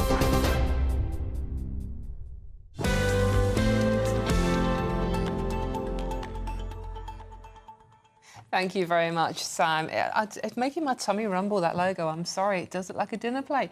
Right, now loads of you have been getting your thoughts sent in, and please do keep them coming. It's very simple, gbnews.com/your say. But the first thing I'm going to do is Amanda. Hello, Amanda. Happy Saturday, and indeed, happy birthday. 50 years young today, and your birthday buddy is Rupert Grint, and you're a Potter nut, so happy days indeed. So that's lovely. And Catherine, thank you very much. A very important point, and Catherine, we are coming to this story later in the show. Afternoon, Dawn, good show, but why does no one mention the pensioners with a very small private pension added to the state pension? It's not a benefit. Who cannot claim the pension credit when we're talking about fuel poverty? I'm 77 and losing the winter fuel allowance and will be devastating. lots of you getting in touch about that one, and that is such an important point as well. We are moving on to that discussion earlier on because it's a lot of you are very angry, including my mum, who's not messaging because she hates technology, by the way. And lots of you getting in touch about Jeremy Clarkson's farm as well, saying, I hope he hasn't gone too green. I'm getting the impression he hasn't, to be honest with you. But it does sound like it's an awful lot. And it wasn't a free advert. I haven't been invited. I'm not getting paid, by the way. But keep your messages coming in. It's very important to have your say, and that's what we're here for, because it's all about you, isn't it, GB News? Now, let's start with the breaking news in Germany, that a manhunt is underway after 3 people were killed and 8 seriously injured in a knife attack in Western Germany. The attacker fled the scene and police are searching for an unknown suspect. A motive for the attack is still not clear. So let's see what my panel make of this one. As former editor of the Labourist Peter Edwards and former Conservative Party Special Advisor Charlie Rowley. Gentlemen, obviously a horrific story breaking from Germany overnight. A very small city, 75,000 people, was a population of 160,000, 15 miles east of Düsseldorf. 75,000 people expected to attend a music festival there this weekend. And at a 9:30 last night, someone went berserk with a knife and took the lives of 3 innocent festival goers. It's a story we feel like we hear way too many times at the moment. Peter, what did you make of this story coming in from Germany? Well, I think we all feel the same. It's horrific. It's incredibly sad, and how terrifying it must have been for anyone who is there. And, you know, all our thoughts with the victims and their families. You rightly said we don't know the motives of what happened yet. I did note, actually, someone referred to as a perpetrator is still at large. So I think in the very short term, German police need to find that person, and I'm sure they're working around the clock to do so. They say they have got a manhunt now. We don't have any information about the attacker at all, Charlie. I mean, it would be helpful. There are supposedly eyewitnesses. It would be helpful to know the sort of, you know, who we're looking for. I mean, a description. If you've got a manhunt, which kind of man are we hunting? Yeah, I think that's absolutely right. And, you know, in today's world, everybody, in particular at a festival, everybody would have a phone out. You would have thought there would be some... You know, it's surprising that there aren't that many sort of, you know, images circulating on social media. However horrific it might be, we tend to see when you see an attack like this or any kind of atrocity, it's captured by someone's device or other.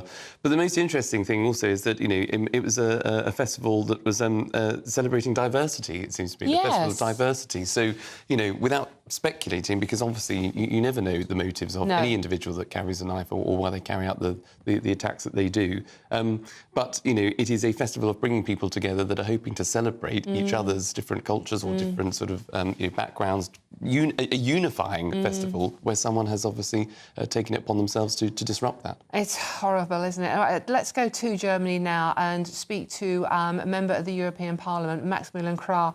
Maximilian, thank you very much for joining us this afternoon. Thoughts with you all in Germany, a horrific attack on what should have been a peaceful festival that just sounded like so many people are having a lot of fun. Can you bring us up to date on what's happening in Germany at the moment? Do we know any more about what happened and, you know, the manhunt that's underway? Oh, you don't get me in Germany, you get me in my summer vacation, as you see. And yesterday we were together with friends from that town, from Solingen, when the news came in. And of course we were shocked. And there is no doubt for no one in Germany that this is a new attack forced by the open border policy that Germany sees since 2015. There are so many people in, we don't know who they are. And it's a knife attack. It's the typical sign for a new attack by one of those who came in since 2015. So we will see a new debate on migration, and we need this debate on migration. The consequences of the open border policy are so disastrous for the country that this is now the game-changing issue for the regional elections in East Germany on September 1st. We don't actually know the motivation for this attack at the moment. We just know that it is a knife attack. But you mentioned straight away your initial reaction was the open border policy. Can you tell me more about why you say that? I mean, usually a knife attack is synonym for an attack by one of the immigrants that came freshly in.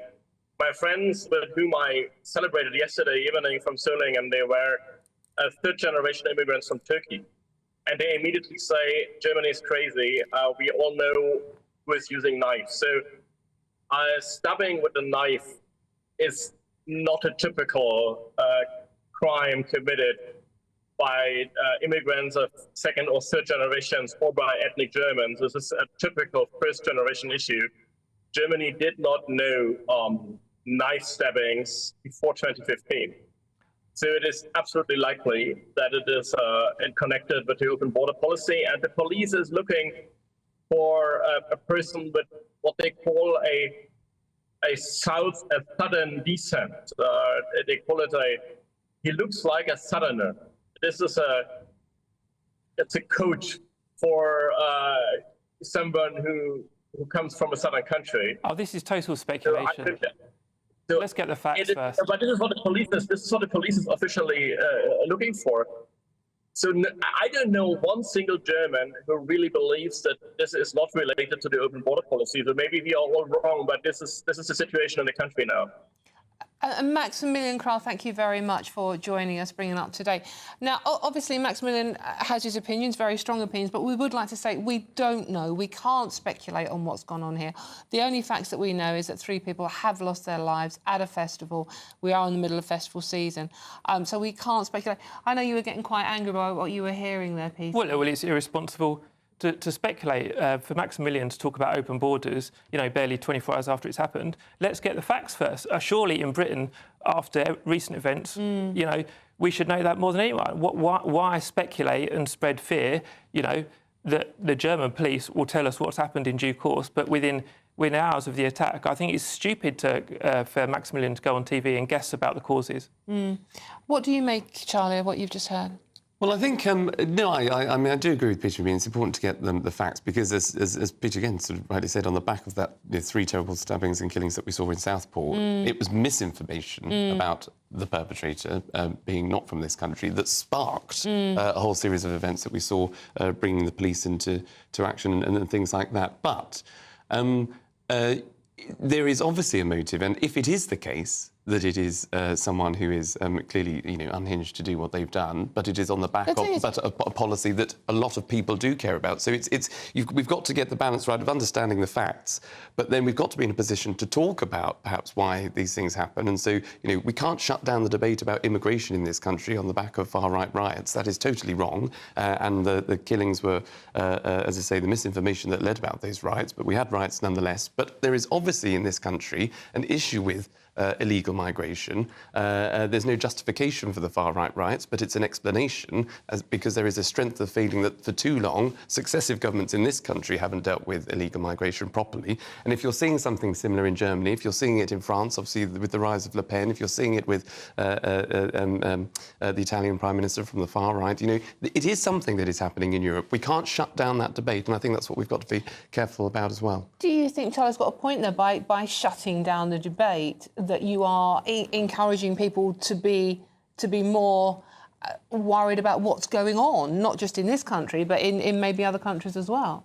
I don't think we are shutting down the debate. I mean, I think migration is debated on television every day of the year, but I'd make a wider point, which is we don't know whether the attacker was an illegal migration or not. So I don't know why we're using the phrase illegal migrant when we don't know if the person was an illegal migrant. We know almost nothing. No, that is the thing. We don't know anything. But Charlie, you come back to that. It was a festival, loads of people with mobile phones, and we don't know any information. There are people putting messages on there saying, why don't we know anything? And making the point, we have no information. Surely we should have some more. If there's a manhunt underway for this person... Yeah, exactly. And actually, we have some live breaking news for you on this particular. Ironically, it says that German police say a person has been detained and they are investigating a possible connection to the stabbing attack. So actually, that in theory, we've got someone now, which is good, and that's a pretty fast reaction. This only happened at our 9:30 last night German time, so we have got someone. So hopefully, we'll get a few more answers, because as you say, Peter, the speculation is the dangerous thing here. Well, that's why I've relatively little to say. It's obviously good that German police have made an arrest. Public safety is essential, but it's too early to have a debate about migration. I repeat, we don't know anything about the background of the person arrested. One last word, Charlie? Yeah, well, very good that someone has been detained and so swiftly, because, just as we've experienced in this country, as Peter obviously said at the start, if you are a parent in this country, obviously you're going to be fearing for your children's lives if they're attending things over the summer holiday, particularly this bank holiday. And people similarly in Germany would want to know who's on the run. Luckily, someone who has now been caught. Do you want to know who it was and what they look like in order to ensure that you and your family it's stay festival season. Lots of people, lots of young people. Leeds and Reading happening this weekend. Obviously, we've got the Notting Hill Carnival in London this weekend. And yes, so we will bring you all the breaking news on that story as and when we have it throughout the day here on GB News. And for all the best analysis and opinion on that story, please do go to our website, which is gbnews.com. I'm Dawn Neeson, this is GB News, and there's lots more coming up on today's show. It has incredibly been 50 days of Keir Starmer as Prime Minister. He and his Chancellor are currently in fairly hot water, it's fair to say, over that abolition of winter fuel payments for millions of pensioners. All of that and much more to come. This is GB News, Britain's news channel. Don't go too far. We'll see you very soon.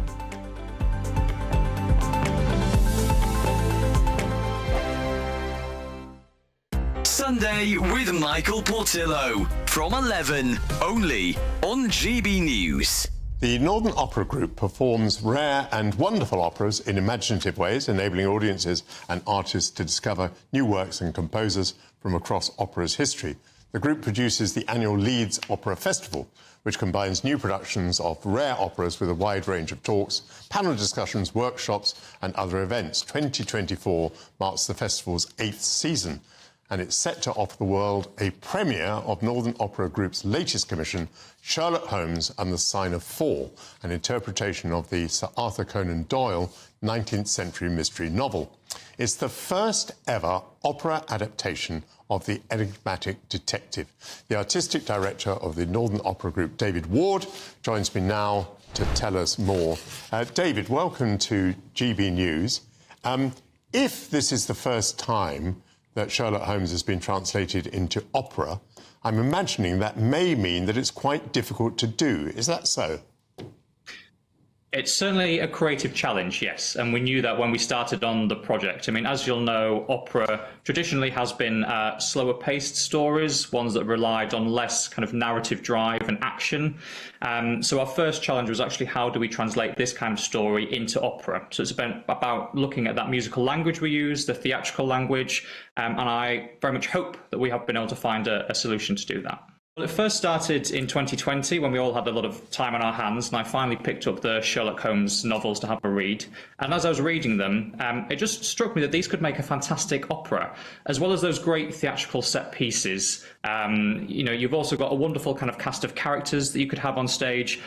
I also got really interested in this idea of how do you use music to show Sherlock's internal world. GB News, the People's Channel. Join me, Nana Okoye, for an informative, interactive news programme with a difference. It's fun. It's true. You're not wrong. No one will be cancelled. Lovely. Join me from 3 p.m. every weekend, only on GB News, Britain's news channel.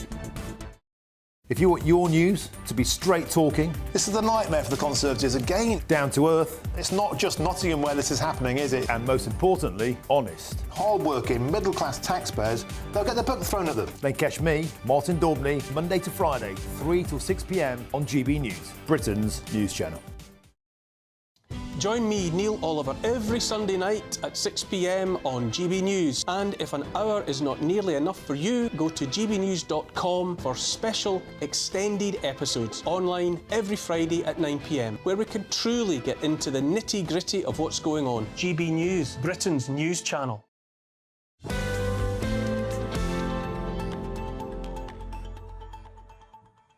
Welcome back to the weekend with me, Dawn Neeson. Hope you're having a lovely bank holiday Saturday out there. Now, Keir Starmer celebrates 50 days as Prime Minister. And what a busy 50 days it's been for the PM, hasn't it? With renewed pressure this week over his government's decision to scrap the winter fuel payments. Meanwhile, Ofgem's energy price cap will increase by 10% from October the 1st for a typical household in England, Scotland and Wales. But this has come as a double whammy for pensioners. You've had your winter fuel allowance taken away, and now the price cap is changing. I'm joined by GB News political correspondent Olivia Utley to explain how Labour are going to wriggle their way out of this one, because it doesn't look good, does it? No, this is a really, really tricky hole that Labour has found themselves in. When Rachel Reeves announced just a couple of weeks ago that she would be massively scaling back those winter fuel payments, cutting it altogether for around 10 million pensioners by making it means-tested rather than just given to everyone, it was controversial. But yesterday, it was announced that Ofgem would be raising its energy price cap for the first time since last January, meaning that for the average household, prices will go up by about 10%. Now, as you say, Dawn, that is a double whammy for pensioners. Just when they're losing their winter fuel payments, as we're going into winter, by the way, their energy prices will go up. And obviously, it will be pensioners who are affected worse by this, because pensioners tend to be around their house for longer. They're not out at work. It sort of goes without saying. There is now a lot of pressure on Rachel Reeves from all sides of the political spectrum to change her mind on this, to do a U-turn. You've got the Conservatives tabling an early day motion. That's basically a parliamentary mechanism to force a debate on the issue in the House of Commons. Then you've got people like John McDonnell, the former Shadow Chancellor under Jeremy Corbyn. As I say, all sides of the political spectrum also calling on Keir Starmer to change his mind about this. Plus, independent experts like Martin Lewis, the well-respected financial guru. Will Rachel Reeves change her mind about this? It is a very tricky one.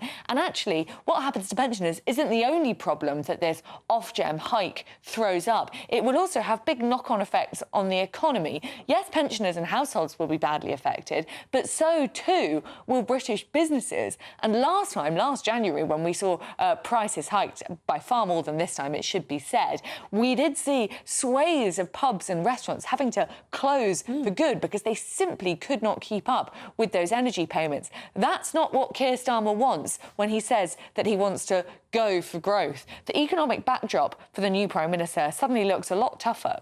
It does indeed, Olivia. That honeymoon period hasn't started. It hasn't lasted very long, has it? The one story that shocked me today was the fact that Rachel Reeves evidently carried out no impact assessment before withdrawing the winter fuel payments for 10 million pensioners, I believe, are going to be affected.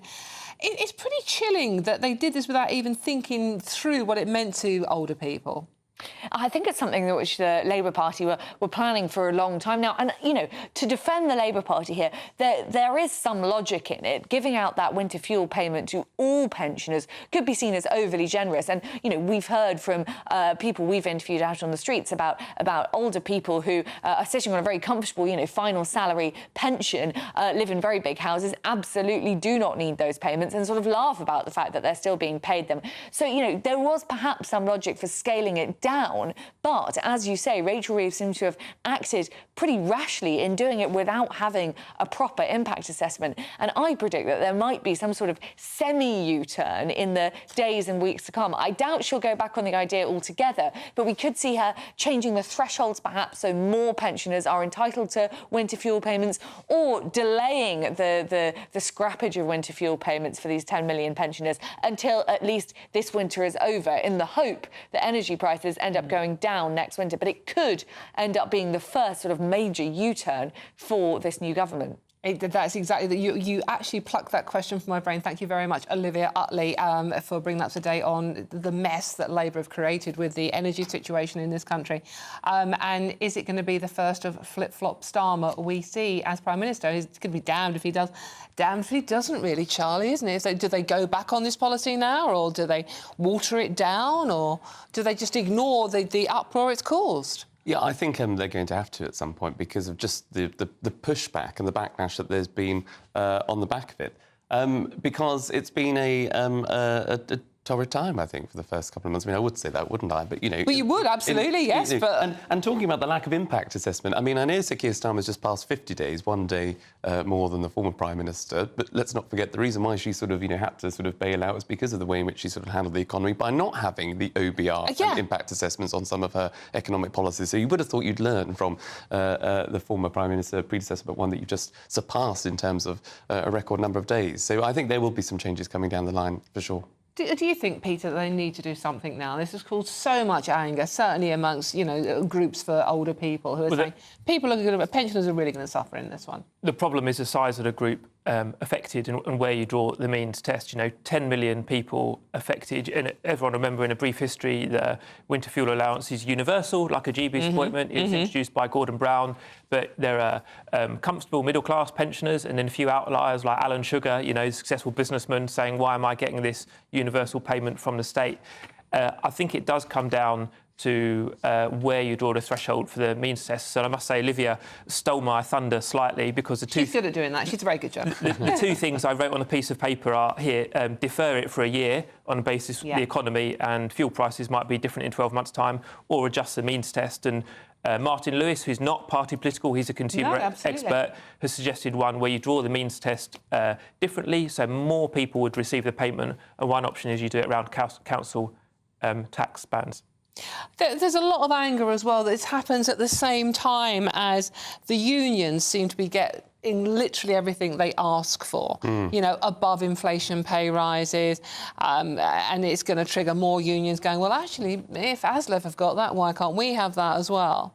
I think that's absolutely right. And look, I think it plays into the something that a lot of Conservatives and something that I've been saying and lots of other people saying for a long time, that, Keir Starmer is not a politician. He's obviously probably a very good DPP, probably a very good manager, probably very good at lots of things. But there is no strategy within this government. On day one, they released prisoners. There was this exit of prisoners releasing. They're now going to bang up a load because of the riots. Well, we've had in the first 2 months a number of prisoners being released, the winter fuel payment being scrapped, taxes being admitted that they're going to have to go up, energy bills are going up, more strikes ahead announced on the back of union pay deals. So Charlie, the why Labour are prisoners being released? Labour government in the pockets of the trade unions, inflation up, and scrapping Rwanda, a deterrent on day one, which is supposed to solve one of the biggest issues that this country faces, which is illegal migration. That just shows that this government has got no strategy. It doesn't know what it's doing. It's flying by the seat of its pants, and that's why many, many people, when they see, and they're not involved in politics like we are, they will see big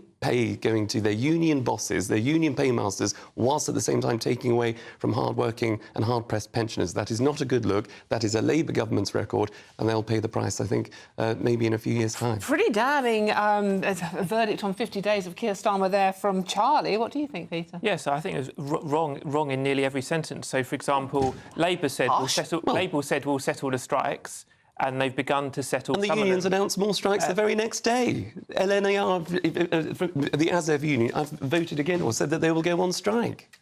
Let me give you another example from trade union disputes. Doctors asked for 35% and the Labour government said no, so they didn't get it. Let's talk about prisons, as Charlie raised that. So we've had 14 years of Conservative government and there aren't enough prison places. So whose fault is that?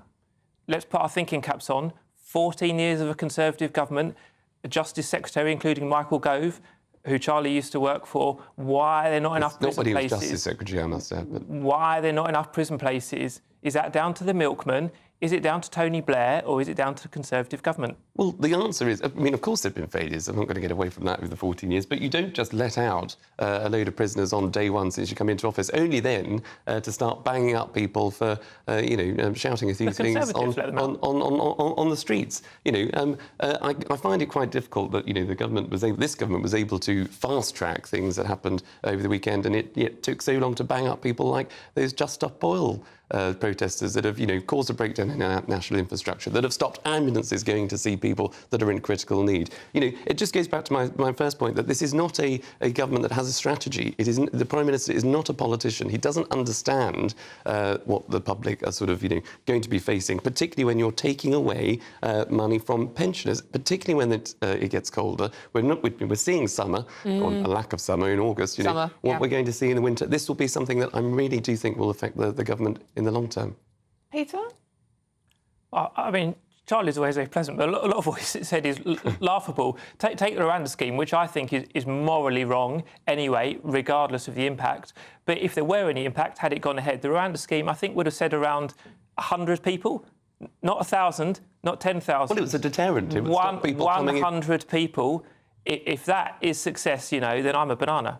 Well, we saw people crossing the channel not so long ago saying, "Thank you, Keir, for scrapping Rwanda." That is the reality, that this does cut through. Even though you couldn't send maybe the thousands of people back to Rwanda, of course you couldn't. But it was a deterrent that would have stopped people. How many did the Conservatives send to Rwanda? Well, it would have stopped. It would have.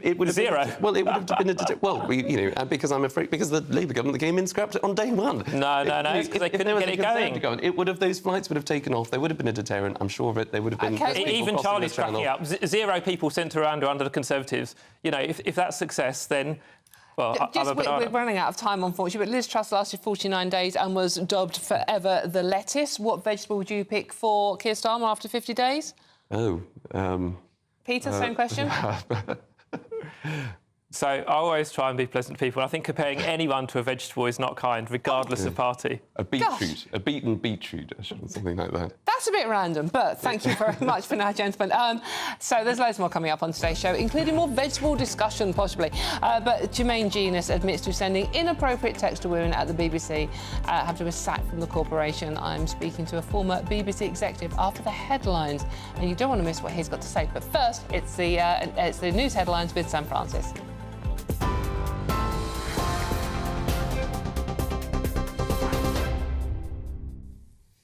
Dawn, thank you very much indeed. Good afternoon to you. Just after 1:30, we'll start with a recap of the latest breaking lines coming to us from Germany this afternoon, where police say a person has been detained with a possible connection to last night's stabbing spree that left 3 dead and 8 injured. That's after a major manhunt has been continuing for the unidentified knife attacker in the western city of Solingen. 5 of those wounded are now in a life-threatening condition after that man, believed to be a lone attacker, is said to have begun attacking passers-by at random. More than 40 tactical vehicles are continuing to scour the streets of that city. Earlier, police spokesperson Alexander Christys said the forces are doing everything they can to catch him. Aber zu einer Motivationslage. Witnesses are in shock or can't speak at the moment. They're all being looked after. We have to put everything together like a jigsaw puzzle so that we can now expand our search activities and look for the perpetrator. The sinking of the Bayesian space super yacht off of the Sicily coast is being treated as a potential crime. Prosecutors have opened a manslaughter and shipwreck investigation into the deaths of 7 people, including British tech tycoon Mike Lynch and his teenage daughter Hannah. One prosecutor said earlier that all bodies were found in a single cabin, which wasn't theirs, on the left-hand side of the vessel. But they've also suggested it will now take months to piece together the incident. Here, police investigating a house fire in Bradford, which killed a mum and her 3 young children, now have 3 murder suspects. 2 men, aged 36 and 45, are now in police custody on suspicion of murder, while a 39-year-old man arrested at the scene remains critically ill in hospital. Police, appealing for information, are asking for the public to come forward as they continue their investigation. Sacked BBC presenter Jermaine Jenas has apologised for sending inappropriate messages to women at the corporation. The married ex-footballer says while nothing physical happened, he's let his family, friends and colleagues down. And former Prime Minister Rishi Sunak is backing proposals for a Commons vote on the winter fuel payment. The government is facing a backlash over scrapping the financial support for around 10 million pensioners in England and Wales. It comes after a 10% hike in the energy price cap, meaning bills will rise by around £150 from October. And homeowners in Scotland have said that they are living in a nightmare after learning their homes are going to be demolished because of crumbling concrete. The vast majority of those properties affected are thought to be in Scotland, 500 of which are to be rebuilt in Aberdeen at a cost of £150 million. The council there says it does aim to buy any private homes affected at market value and that council tenants will be rehomed. Those are the latest GB News headlines. For now, plenty more from Dawn throughout the rest of this afternoon on that breaking news from Germany. Now, though, it's back to Dawn. For the very latest GB News direct to your smartphone, sign up to News Alerts by scanning the QR code or go to gbnews.com/alerts.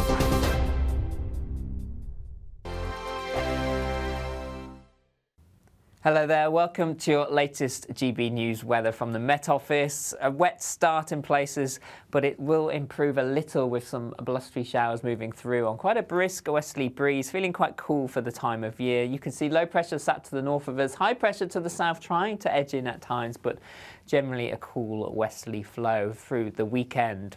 Rain continuing across the southeast as we move through into the afternoon. Some heavy bursts possible, some local disruption. Brightening up across the rest of the UK, a mixture of sunny spells and showers. Some of the showers will be heavy at times, quite frequent across the north and the west of the UK. Quite breezy around the coast, just making it feel quite chilly. Temperatures the mid to high teens for many, perhaps locally 20 in any drier slots, but quite cool for the time of year, particularly under the cloud and rain. Into the evening time, you can see blustery showers pushing in across much of Scotland, frequent in the west, some of these heavy at times, wind gusts around 30 miles an hour, and similar across Northern Ireland into southern parts of Scotland, northwest England too. Across into Wales, the West Country, frequent showers, the Midlands drier with some sunny spells this evening, but that rain just clearing southeastern parts as we end the day. Blustery showers continuing overnight into Sunday morning, particularly across the north and the west of the UK. Elsewhere, clear spells and staying quite breezy, so it will stop temperatures from dropping too low. They're quite fresh air, so even in towns and cities getting close to single figures to start Sunday morning, but cloud already thickening across parts of Northern Ireland into western Scotland as the next weather system moves in. Outbreaks of rain pushing in here, this spreading into western parts of England and Wales across much of Scotland as we go through the day. The winds picking up, turning quite blustery, some of that rain heavy at times. Further south, drier with some sunny spells, a few showers, and again temperatures in the mid to high teens for most of us. See you again soon. Good afternoon, Britain. Your lunchtime update on the stories that matter across the UK. From breaking news and insightful analysis, inspiring stories and lively debates. You're comparing yourself to a former Prime Minister. Which is it? Stay informed, stay updated, stay entertained. I just don't know how anyone would not want to be there. Every weekday from midday. We are Good Afternoon Britain, only on GB News. Britain's news channel. Hi there, I'm Michelle Dewberry and I'm going to take a second to tell you all about my show, Dubes & Co. We start off with the issues of the day. We then bring in both sides of the argument. We get rid of the disrespect. And then you throw me into the mix. And trust me, I'll tell it exactly how it is. And then, of course, the magic ingredient, you at home. We mix it all together and what have we got, in my opinion, the best debate show in town. Monday to Friday, 6 till 7 on GB News, Britain's news channel.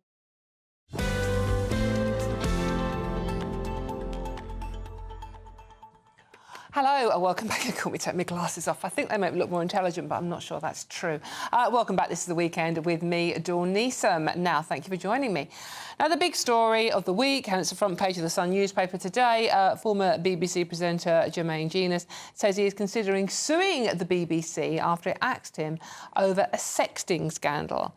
Jenas, who presented Match of the Day and The One Show, very family-friendly, admitted to sending inappropriate messages to women, but he insists he's done nothing illegal.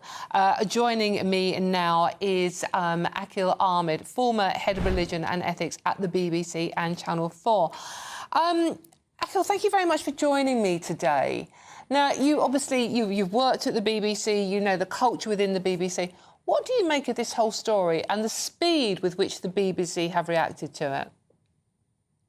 Well, obviously, I'm speaking in a personal capacity, Dawn. I mean, it's an interesting one, isn't it? Because actually, what's happened is that allegations have been made. We don't know enough detail yet. That's the key thing. All we've got from the BBC is the statement, quite rightly, which said that they've sacked Jermaine, and then Jenas has initially talked about speaking to lawyers, etc. But now we've had that video where he talks about consenting adults, etc. That it's all his fault, and he's got issues and he's going to be looking into them, and he's let his family down, etc. But we actually don't really know the detail of what was said in those particular text messages that he's supposed to have said. So in actual sense, what we know is that the BBC has had an investigation. They found him guilty, and they've acted on it. Now, it seems like a very simple thing. And I know what we'd like to do is draw comparisons to the Hugh Edwards and all these other kind of things, but there's a slight difference. There's lots of far more complicated story because we know more about that, but we don't know enough about this. But what they have done is they've acted swiftly, and one can only presume that sacking somebody who was on a fast track, let's be honest with you, the one show match of the day, this is not some, backroom boy that they could hush things up. They have sacked somebody high profile, knowing that there would be scrutiny. One can only assume, knowing what it's like in that situation, you've got to have done your homework, and they've got to have taken legal advice. And of course, they were after Hugh and saying that the lessons have been learned. You would imagine that lessons have been learned, and that's why they're acting decisively. So, I mean, obviously they said lessons have been learned after Jimmy Savile, and then we had the Hugh Edwards story. There are some that are criticising the BBC for basically covering up a lot of things that have gone on in the past, and that is why they have literally reacted to this story within 3 days of it breaking. I don't know. I think that might be a little bit unfair, to tell you the truth, because there are huge distances between all of these stories. We say these things in a shorthand, like Savile, Hugh. They're talking decades in between some of these particular kind of stories. So I don't think it's fair to say a cover-up, of course. I mean, I think you wouldn't be human to say that, to not think that any individuals may not have had what happened with Hugh Edwards, the most recent thing, in the back of their mind. But we have to be clear about this as well, which is, Jermaine Jenas is saying that nothing illegal has taken place, and actually what we're talking about here are some inappropriate, text conversations with what he says is with consenting adults. So in that sense, we have to kind of distance that kind of aspect to it to what to the Hugh Edwards story and other kind of stories.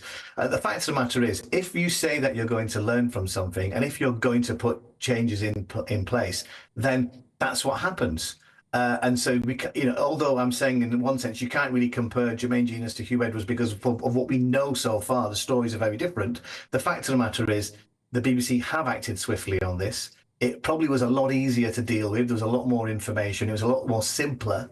And effectively, what Jermaine now has to do is, obviously, if he is innocent, he can prove himself to be innocent. He's actually said that he hasn't committed any crime. But what he has done is actually let his family down, let himself down, let a lot of people down, in his words, with regards to his behaviour. And what he's got to do now is look at what that means for him. I mean, he's talked about bigger issues relating to it. But in regards to the BBC, there's no way you do this without feeling that you have the evidence. And I mean, looked at some of the newspaper articles around this. Thank you very much. Suggestions that the text messages were played back to him, and it was quite difficult.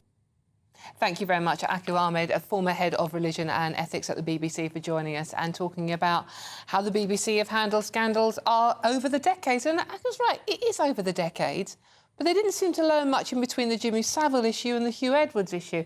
And some people have criticised them, Peter, for reacting too fast to the Jermaine Jenas issue.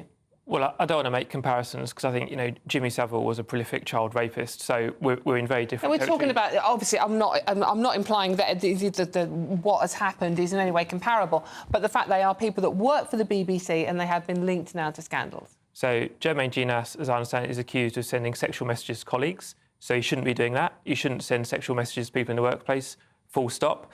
The thing, apart from it being a very sad story, and I feel very sorry for Jermaine Jenas' family and the women affected, the thing that struck me is the BBC acted relatively quickly. I would defend the BBC for some things, not for any of the other things we've been discussing, but they're known for being slow and bureaucratic, and they do seem to have acted a bit more quickly this time. Do you think they've been fair, Charlie?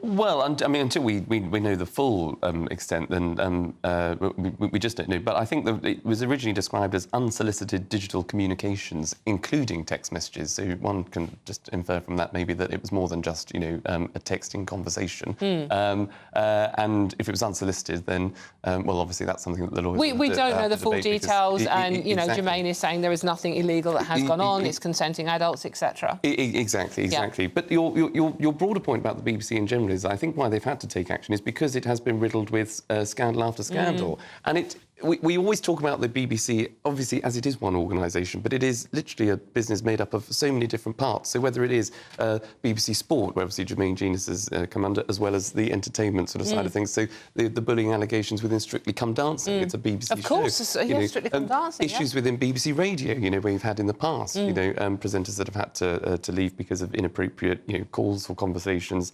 behind the scenes. Whether it's the drivers, contracting drivers, chauffeurs. That was the latest story. BBC used chauffeurs convicted paedophiles, basically. A story today. Exactly. So who is getting a grip in all of these different departments that make up the BBC to make it absolutely clear that actually this behaviour is clearly not acceptable, it's not wanted, it's inappropriate. And it's just now, I think, for the first time, the BBC actually at the very top saying, you know what, we've been riddled with all of these scandals in all different departments in the past. No more. If you cross the line, this is the kind of, punishment you'll see. Let's hope there aren't any more because, yes, interesting. And remember, it's your money that's paying for all these people. Right, now, a huge thank you to my wonderful panel for this hour. That's former editor of the Labour list, Peter Edwards. Thank you very much. And former Conservative Party Special Advisor, Charlie Rowley. Thank you both very much for joining me on a soggy bank holiday Saturday. I'm Dawn Neeson and this is GBNews. There's loads more coming up on a packed show. And it is, of course, I've just mentioned, a bank holiday. And we all know what that means. Don't go anywhere. It's wet, it's cold, and you won't be able to get a plane, a train, and you'll be sitting in your car for hours on end. I'm going to be joined by travel guru Simon Calder after this short break. See you soon.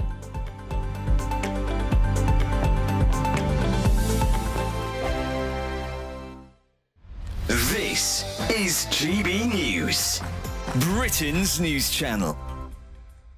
Let's have a look at this story in the Telegraph, Charlie. This is about Anglican Church, the Church of England, dropping the word church in favour of something a bit more modern sounding.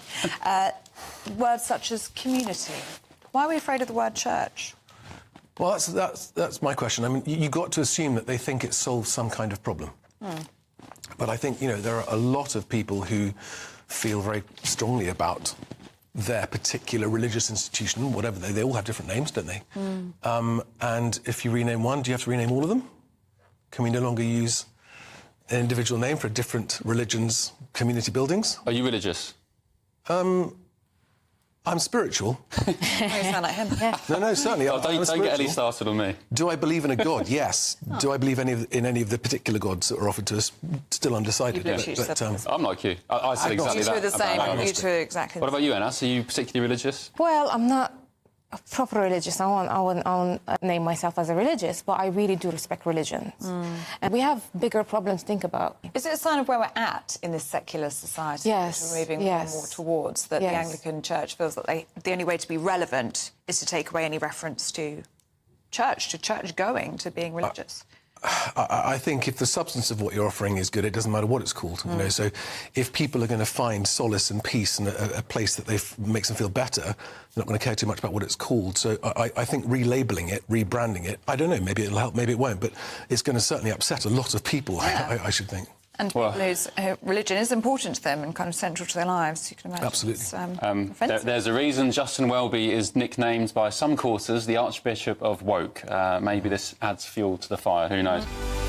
GB News, the People's Channel.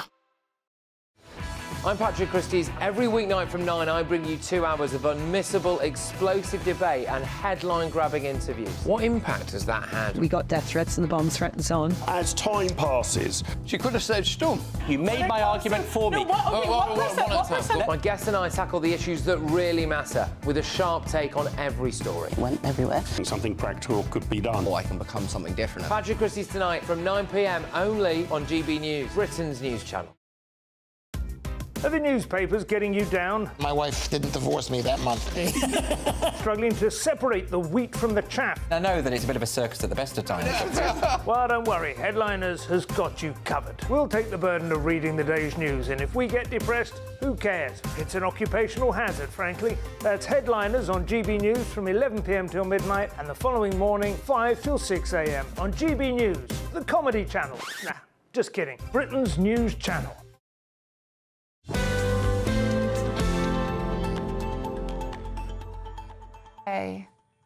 Hey, welcome back. Hope you're having a wonderful weekend out there, because this is the weekend. Thank you for joining me. Not that there's anywhere to go because the weather's atrocious. It being the August bank holiday, why wouldn't it be? Now, basically don't go out, you're going to die. The weather's rubbish, the transport rubbish, congestion on the roads, the railways, da-da-da-da.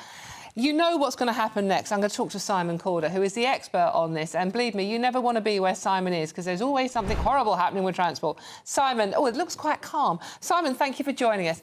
Simon, it's an August bank holiday. Why wouldn't we have chaos on the roads and the rails and everywhere else? What's going on out there? OK, so yeah, travel Mageddon once again. Not quite as bad yet as last August bank holiday. I know that many of your lovely viewers will be remembering with a shudder where they were. August bank holiday Monday 2023. That was when NATS, the Air Traffic Control Service computer, fell over, followed 20 seconds later by the standby computer. And as a result, we had 2,000 flights cancelled. 300,000 people had their travel plans messed up. So compared with that, we're not doing too badly. Main issues, perhaps predictably, on the railways, because as well as the expected problems that we were planning for on the West Coast main line going from London to the West Midlands, North West England and Scotland. The East Coast main line closed at the London end tomorrow, and that's the line which would normally run to Yorkshire, North East England and Scotland. And then between London and South Wales, Swansea and Cardiff to London, you'll be going the pretty way via Gloucester. We knew all about that. But here in Exeter, for example, one of the two lines to London is completely closed at Honiton Tunnel, which is on the way to Axminster on the very lovely leafy line through Dorset to London. And I've also heard from Northern Trains, and this is for travelling tomorrow, they've issued do not travel warnings for 6 of their lines, including Liverpool to Blackpool, Manchester to Southport, Manchester to Chester. And they say, staff shortage, we're going to be making lots of cancellations. So that's just on the railways. I mean, if you do get where you're supposed to be going at roughly the right time, I would count that as a huge success. Oh, my Lord. Thank you very much, Simon Calder. Have a lovely bank holiday weekend. At least it looks fairly dry where you are at the moment. Thank you very much, Simon. OK, right, we are running out of time very quickly. I'm Dawn Newsom, this is GB News, and there's lots more coming up on today's show. But don't go anywhere, because it is actually in time for that all-important bank holiday weather. A brighter outlook with Box Solar, sponsors of weather on GB News. Hello there, welcome to your latest GB News weather from the Met Office. It remains changeable over the next 24 hours. Further showers and longer spells of rain, temperatures on the cool side, particularly under the cloud and rain. And looking at the bigger picture, low pressure generally in charge of our weather through the rest of the weekend. Weather systems pushing through on quite a brisk westerly breeze as well. The rest of Saturday we have blustery showers, particularly across the north and the west of the UK. Some of these will be heavy, most frequent across the northwestern parts of Scotland. Overnight, some clear spells developing in places. Driest weather always across central and eastern areas, but quite breezy. Temperatures on the fresh side, dropping down to around 9 to 11 Celsius, taking us into Sunday morning. But there'll be plenty of sunny spells across central and eastern areas. Cloud already thickening across the west. And if we zoom into Scotland, we can see northern and western parts of Scotland fairly cloudy, showery outbreaks of rain. Best of the sunshine towards Aberdeenshire first thing. That cloud approaching parts of Northern Ireland into southwest Scotland with outbreaks of rain, and the cloud extending through the morning into Wales and the West Country. Some sunny spells initially, but clouding over fairly quickly. Best of the sunshine across the Midlands, eastern and southeast England to start Sunday. Through the morning and into the afternoon, this cloud and rain will push its way eastwards across central and northern parts. Some heavy bursts of rain possible with this, and the winds pick up too, with strengthening gusts around the hills and around the coast as well. Further south, breezy but largely dry. Temperatures rising to around 20 or 21 Celsius in the best of the sunshine. Cool under the cloud and rain, 14 to 16 Celsius. And that rain continues to push into the North Sea as we head through the evening time and overnight elsewhere. Further showers pushing in from the Atlantic and staying on the breezy side. But looking through next week, there's some improvement with the weather. We'll see temperatures lifting, perhaps as high as 26 to 28 Celsius by midweek.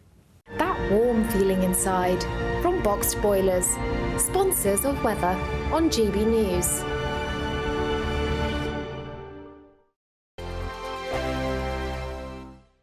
It's the final week to see how you could win an incredible £30,000 in cash. And you could be getting that winning call from us to tell you that you're our next Great British Giveaway winner. Oh, I can't believe this.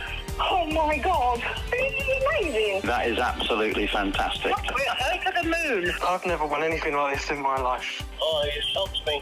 I never won a penny in my life. If I was there, I'd buy you a drink. Get your entry in now for another chance to win £30,000 in tax-free cash. Text cash to 63232. Text costs £2 plus one standard network rate message. You can enter online at gbnews.com/win. Entries cost £2 or post your name and number to GB07 PO Box 8690 Derby DE1 9TT. UK only. Entrance must be 18 or over. Lines close at 5 p.m. on the 30th of August. Please check the closing time if listening or watching on demand. Good luck. Hello there, I'm Eamon Holmes. Thank you for joining us on GB News, Britain's news channel.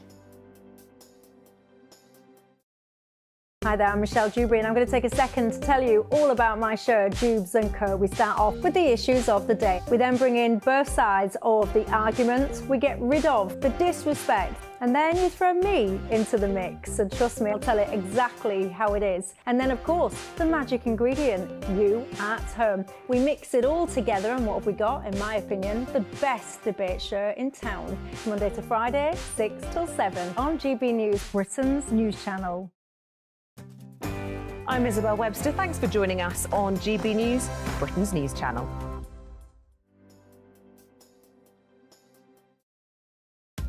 Are the newspapers getting you down? My wife didn't divorce me that month.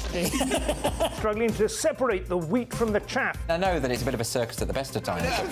Well, don't worry, Headliners has got you covered. We'll take the burden of reading the day's news, and if we get depressed, who cares? It's an occupational hazard, frankly. That's Headliners on GB News from 11 p.m. till midnight, and the following morning, 5 till 6 a.m. on GB News, the comedy channel. Nah, just kidding. Britain's news channel. I'm Arlene Foster on GB News, Britain's news channel.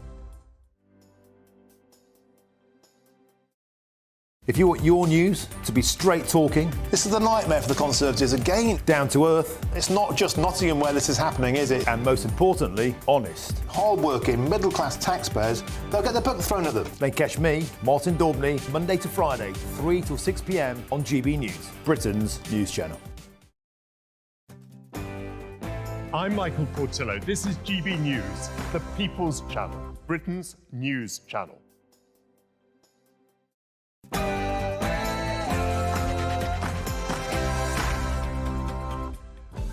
Hello, good afternoon. It's 2 o'clock on Saturday, the 24th of August. This is the weekend on GB News, and I hope you are indeed having a wonderful weekend out there. Bank holiday weekend, as you can tell by looking at the weather and seeing it's wet and cold and windy. Now, breaking news overnight from Germany. German police say a person has been detained after 3 people were killed and 8 others injured in a festival knife attack. We'll have the very latest on that breaking story. And today marks 50 days of Sir Keir Starmer in number 10. But it certainly hasn't been a smooth ride so far, has it? He and his Chancellor now find themselves in hot water over plans to abolish winter fuel payments for millions of pensioners. And former BBC presenter Jermaine Jenas says he is ashamed and deeply sorry as he admits to sending inappropriate messages to female colleagues. What's next for the disgraced star, though? And it is, of course, a bank holiday weekend. You can tell by the weather. Millions will hit the road and they've all been warned of likely disruption. What huge amounts of fun. It's not like that ever happens on British bank holidays, is it? I'm Dawn Neeson and this is The Weekend.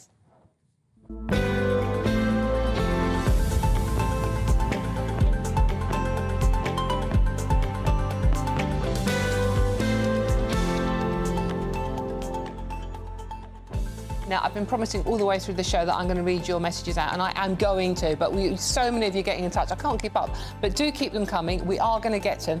Very simple to do it. You just go to gbnews.com/you're safe there, I remembered, and join the conversation or talk about whatever you want to chat about. It's a bank holiday weekend. Now, Team Girl has arrived in the building. Keep it. I've had boys all afternoon so far.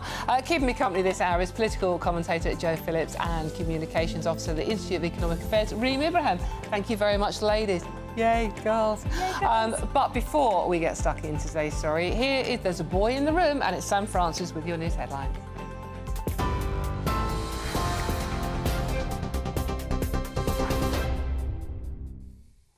Dawn, thank you very much, and good afternoon to you. 2 minutes past 2. We'll start with a recap of that breaking news from Germany this hour.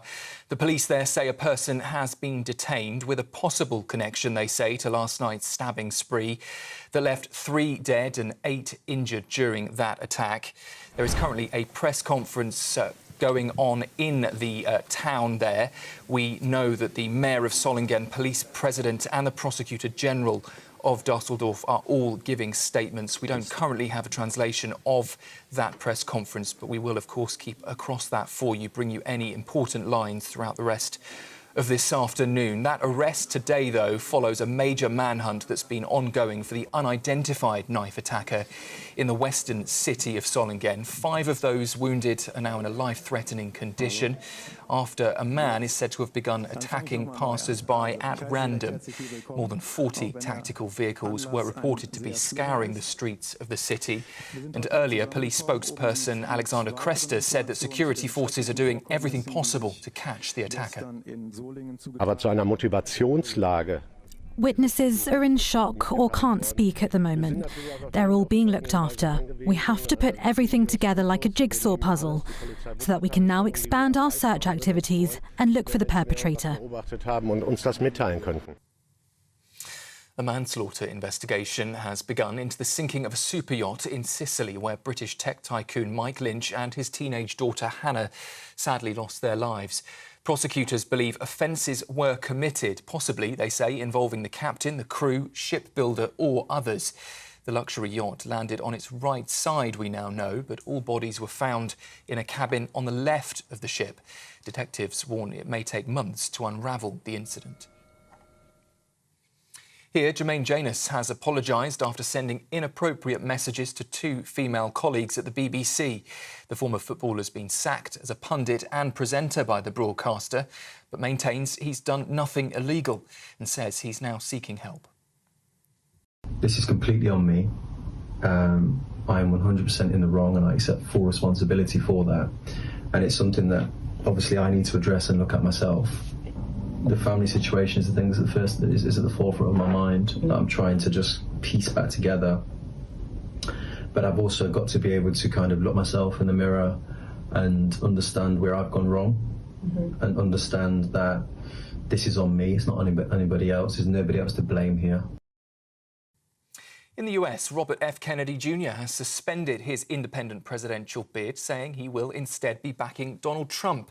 However, some of his family say that decision is a betrayal of their values, calling it a sad ending to a sad story. The nephew of former President JFK joined the Republican nominee on stage last night in Arizona, with Trump claiming the Democrats want to arrest and silence their political rivals. His candidacy has inspired millions and millions of Americans, raised critical issues that have been too long ignored in this country, and brought together people from across the political spectrum in a positive campaign grounded in the American values of his father, Robert Kennedy, a great man, and his uncle, President John F. Kennedy. And I know that they are looking down right now, and they are very, very proud of Bobby. I'm proud of Bobby, you want to know the truth? Here, detectives investigating a fatal house fire in Bradford have made more arrests overnight. A mother and her 3 young children died after their home was reportedly set on fire on purpose, police say, with the blaze starting on Wednesday morning. 2 men, aged 36 and 45, are now in police custody on suspicion of murder. While a 39-year-old man arrested at the scene remains critically ill in hospital, police are now appealing for any information as they continue that investigation. Well, pressure is growing on the government to overturn plans to scrap the winter fuel payment. Pensioners who don't receive pension credits or other benefits could miss out on up to £300 of support. It comes after the energy regulator put up the price cap, meaning the average annual bill for energy will rise by £149 from October. Former Prime Minister Rishi Sunak says he also wants to see a vote in the Commons. And finally, 2 stages at Leeds Festival will remain closed for the rest of the weekend after being damaged by Storm Lillian. Some fans are even calling for refunds after several live acts were cancelled. Passengers across the northwest have also been encouraged today to check trains while Network Rail's response teams remove fallen trees and tracks. Meanwhile, the Met Office has been issuing a yellow weather warning across London, Kent and Essex. That ran out just about an hour ago. Those are the latest GB News headlines for now. I'm Sam Francis. Tatiana Sanchez will have your next update at 2:30.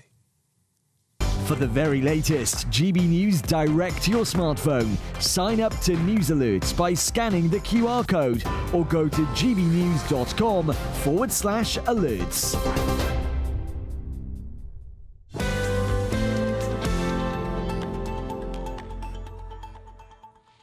Thank you very much, Sam. Now, I just want to give a shout out to Carol, who's messaged saying that I don't know what you're talking about because it's lovely, sunny and warm here in Wales. And, well, lucky you. Can you send some this way? And it's a bank holiday weekend. Give it 5 minutes, Carol. That's summer. Right, OK, now let's get straight into today's story, shall we? Let's start with that breaking news that a person has been detained in connection with a knife attack in Germany, which left 3 people dead and 8 seriously injured. This follows an overnight manhunt. A motive for the attack is still not clear. Joining me now is Travis Frayne, campaigner for the Resilience in Unity project. Travis, thank you very much for joining us this afternoon. Can you just explain very briefly what the Resilience in Unity project is actually about? Absolutely. Good afternoon, Dawn. So I set up the Resilience in Unity project during the back end of the pandemic. We'd heard a lot at the time about an increased risk of radicalisation. Of course, people were online. There's a lot of conspiracy theorists, and there's a lot larger, I suppose, base of people for extremists to target. But we weren't hearing a lot about what people were actually going to do to challenge that extremist rhetoric. And so I, as someone who was personally being affected by terrorism, decided that the best people, the people who were best placed to challenge that rhetoric were the people who are victims of terrorism themselves. And so the project essentially attempts to amplify the voices of people like myself who've been affected by terrorism and get these into the room in those discussions around counter-terrorism. What can you just tell us briefly what happened to you? What incident were you involved with? So I was injured in the Westminster Bridge terrorist attack in March 2017, and I was just 19 years old at the time. I'm not from London, as you can probably tell by the accent, and I was just down there for a few days with my university on a trip. And as I recovered from the physical injuries I sustained, I felt a real feeling that I had to do something about this topic, had to learn more and try and do what I could to help others who were in my position, which has set me on the path I'm on now. Right, OK, Travis, now obviously the incident in Germany, we don't know the motive yet. Somebody has been arrested. We know 3 people have lost their lives, 8 are injured. It happened at a music festival that 75,000 people were expected to attend. It should have been obviously a very happy weekend. Now, obviously, I want to talk to you because we're not saying that we don't know the motive for this. I'm not saying it's terrorism in any way, shape or form. But you have some experience of what it's like to be in a situation where you're attacked when you're just going about your business, these poor people at this festival. I mean, can you just paint a little picture for us of what it's actually like to be in a situation? I mean, you must feel helpless, terror. It must be awful. Absolutely. It's it's an experience I wouldn't wish on anyone. Regardless, I think, of whether or not this is declared as an act of terrorism, the impact, certainly at this stage, on those people affected will be much the same as it was in my own case. You can just imagine walking down the streets, no one would ever assume to be involved in an act of terrorism, I knew very little about these issues. I knew very little about sort of, I suppose, crime in general. And to actually be on the receiving end of something like this at random is incredibly traumatizing. And it also, I think, shatters a sense of safety that we all grow up with. We grow up with this, I think, feeling perhaps rightly or wrongly of invulnerability. And actually, it shatters that immediately, and it really forces you to confront your own vulnerability. And that's something that I think we don't take enough time to actually reflect upon, because it's something that has a deep impact upon those people affected, and not just psychologically, but actually the physical impacts of this. You know, they are going to have to spend many, many months attempting to recover from some very serious injuries. And that is something that I wouldn't wish on anyone. And Travis, obviously we're in the middle of festival season in the UK now. I mean, we've got, you know, Leeds and Reading going on this weekend. We've got the Notting Hill Carnival coming up on Sunday and Monday. How does it feel? As I said, this is not because we are assuming this is anything. We don't know the motives for this attack, but we're just talking about what it's like to be involved in something like this. How does it make you feel when you read or when a news story breaks about this sort of incident? Well, it's difficult. It's a constant reminder, and unfortunately, that is a hallmark of both terrorism and crimes like this in general. Regardless of whether or not this in Germany is declared as an act of terrorism, the incident is so similar to my own that many victims, like myself and other people who've been in similar attacks, will be instantly catapulted back into that situation they were in so many years ago. You know, this is something that I think I would like to say, you know, experiencing something like this certainly puts you on guard. It gives you a heightened sense of security or insecurity, perhaps.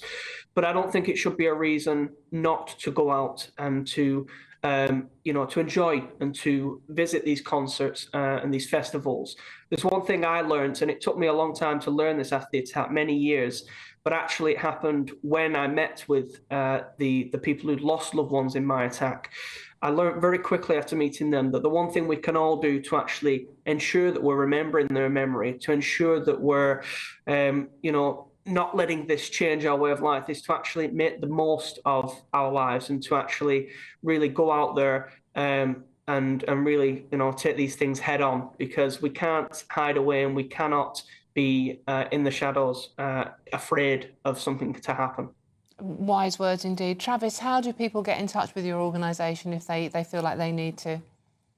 Well, we offer a range of free resources, and we'd direct anyone to just go to resilienceandunity.com to get in contact with us. We organise events with survivors across the country, and we're always keen to get these voices out there and to amplify those real-life testimonies. So thank you for having me on. Thank you very much for joining us. Really appreciate your time. That's Travis Frayne there, campaigner at Resilience in Unity Project. And as you just heard, you know, at the very least, Google it if you feel like you need help, you want to talk to somebody, get in touch with Travis's organisation. Thank you very much, Travis. Now, I have my wonderful panel with me this hour, Joe Phillips and Reem Ibrahim. Obviously, we don't know what's happened in Germany. We don't know the reasons behind this. All we know is that people went out on a Friday night to go to a festival, as many people will be going this weekend, and it ended in tragedy. Joe, apart from obviously, you know, thoughts with all those affected, what do you make of this latest incident where people going out and trying to enjoy themselves? This has always happened, Dawn. I mean, you and I are old enough, sadly, to remember the days of IRA... I love you, Joe, thank you. but of IRA bomb threats and IRA reality. You know, in the days before there were mobile phones, before there was email, before there was social media. But, you know, we'd go, should we go to work? Should we... You know, we still don't have litter bins on stations. Yes. Because of the threat of... You know, which is a bit ridiculous, but that's another story. I think it's really, really important when we saw what happened after idiots going on social media after the Southport stabbings, starting speculating and talking about stuff that was absolutely not true. There is nothing that we can say here that is going to shine any light on what has happened in Germany, because we don't know. We don't know whether the person who has been arrested is the alleged perpetrator. We don't know anything else. We don't know whether it's terrorism. We don't know whether it's somebody with mental health issues. We don't know anything about it. So I think let's stop the speculation. Let's be realistic. Anything that you do, any of us do, whether it's going, you know, on a crowded bus or in an airport or to a concert or anything like that, these terrible things happen for any number of reasons. People with grudges, people with mental health issues, all sorts of things, and accidents. But, you know, we only have to look. We just heard Sam in the news, you know, we're talking about the terrible, tragic capsize of a yacht. You know, a super yacht that belonged to a very wealthy man. You know, that is, at the moment, a tragic accident. And it just goes to show that these awful things can affect anybody at any time. You just have to be sensible. But the worst possible thing that we can do is to stoke up any sense that, ooh, you've got an odd name, you might be a terrorist. Oh, you've got a rucksack, you look a bit dodgy. Oh, you're Irish, you might be a throwback. I don't think anybody is seriously doing that. I will first of all say, I mean, obviously, for all of those victims, I think to them and their families, for those that have survived and injured, I think it is incredibly difficult to go through something like that. And we've just heard from Travis the impact it has on your life. I've got to say, I think that we're sort of muddling up different situations here. Tragedies happen, but these sorts of situations are not tragedies. They are intentional. They are intentional events that happen as a result of somebody perpetrating them. And I think people are right to be worried about these sorts of people that are in their country that might be causing these particular issues. But you're just and fueling. I'm not fueling anything. You don't know anything I'm not fueling about anything. This person. Of course, we don't know anything about this person. So why do you say this person in your country? No. So the German case. Absolutely. We have no idea who that person is. We have no idea what their intention is, and I don't think we should be speculating. However, you brought up the Southport killings, and actually the fact that we talk about them in an incredibly emotional way because they are incredibly emotionally motivated. We saw what happened as a result of it. I think that, again, many of those protests, or indeed throwing bricks at mosques, that kind of thing is absolutely abhorrent and should not be happening in this country. But people are concerned about why we have people in this country that are coming here without a criminal background check, without knowing who those particular people are. Now, these are entirely separate issues, but I think by conflating them, we are taking away the fact that many people in this country are concerned, and rightfully so. Well, you've just conflated it and done exactly Well, you brought up the Southport killings and the protests, so I responded to that particular point. Because what happened, the riots were a direct result of misinformation, disinformation, and stirring up on social media with lies and with claims that this person was an illegal migrant or an asylum seeker. Which turned out not to be the case. That's true. Which turned out not to be the case.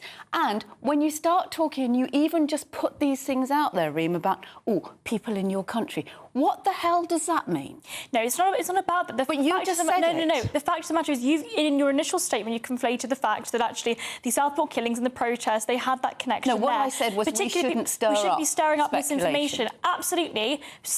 Going out on social media and saying that these particular people are from X, Y, and Z country, or they might be an illegal immigrant, is stirring up things and is absolutely untrue. And it ended up not being the case.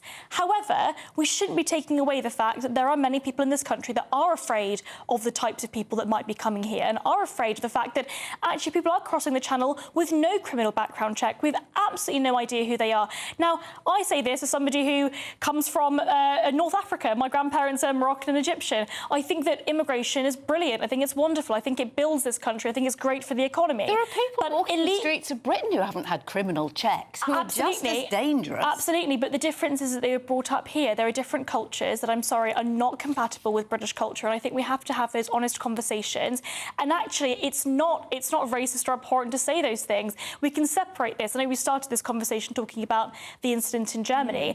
We can have conversations about that, and I think that you are right. We shouldn't be speculating, but we cannot take away the fact that many people in this country are afraid.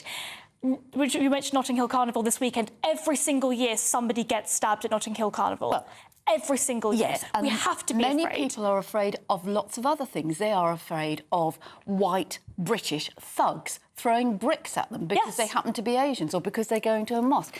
They're frightened and terrorised by men who are misogynist and vile. They're frightened of all sorts of things. We don't need to turn everything back to immigration. We need to say, really bad things happen.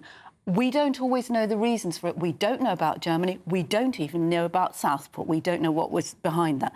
But what we have to do as people is not regard everybody as a potential threat, because that just stokes fear, and it stokes hatred, and that's what you saw in Southport. As a young woman that walks in London, I will consider, at night at least, every single person a potential threat. Well, Reem, can I tell you, I was stabbed in the neck in London several years ago, and what Travis was just saying, it changes your life completely. Of course it does. Because I absolutely hate walking in the dark. I can't bear being in closed-up streets or anything like that.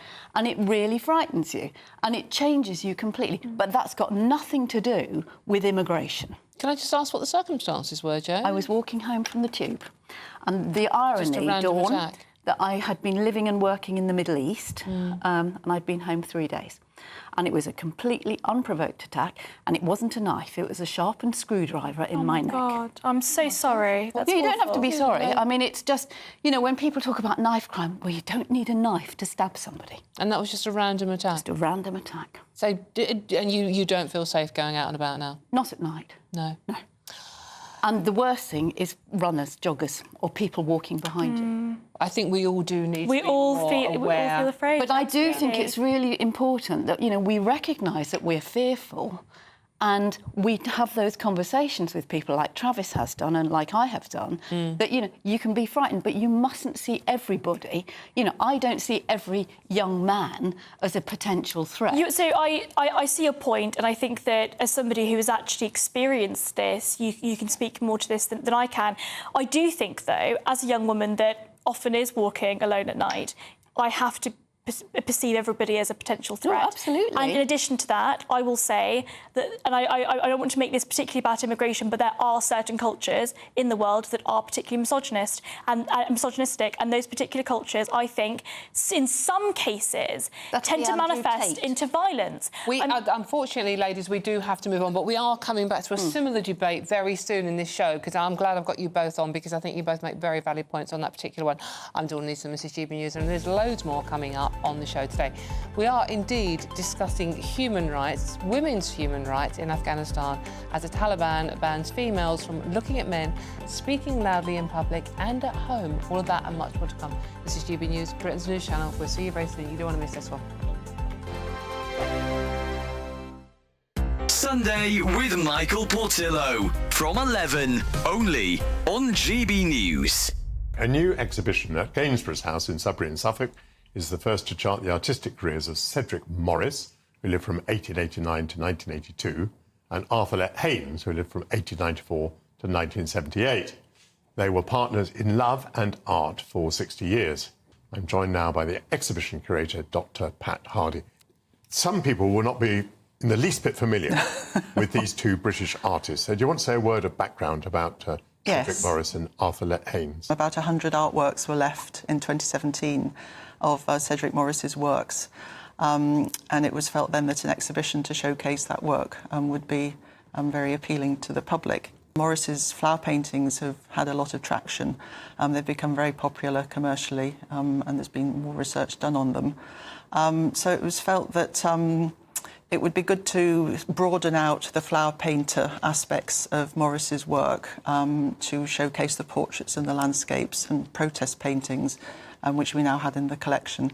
And it was also thought important that his partner, as you mentioned, for 60 years, Let Haynes, was also given some profile, because he very much fell away into the shadows because he was promoting Morris's work and running the school, which was set up nearby, near Sudbury, near Gainsborough's house at Hadley, which was a very different type of art school.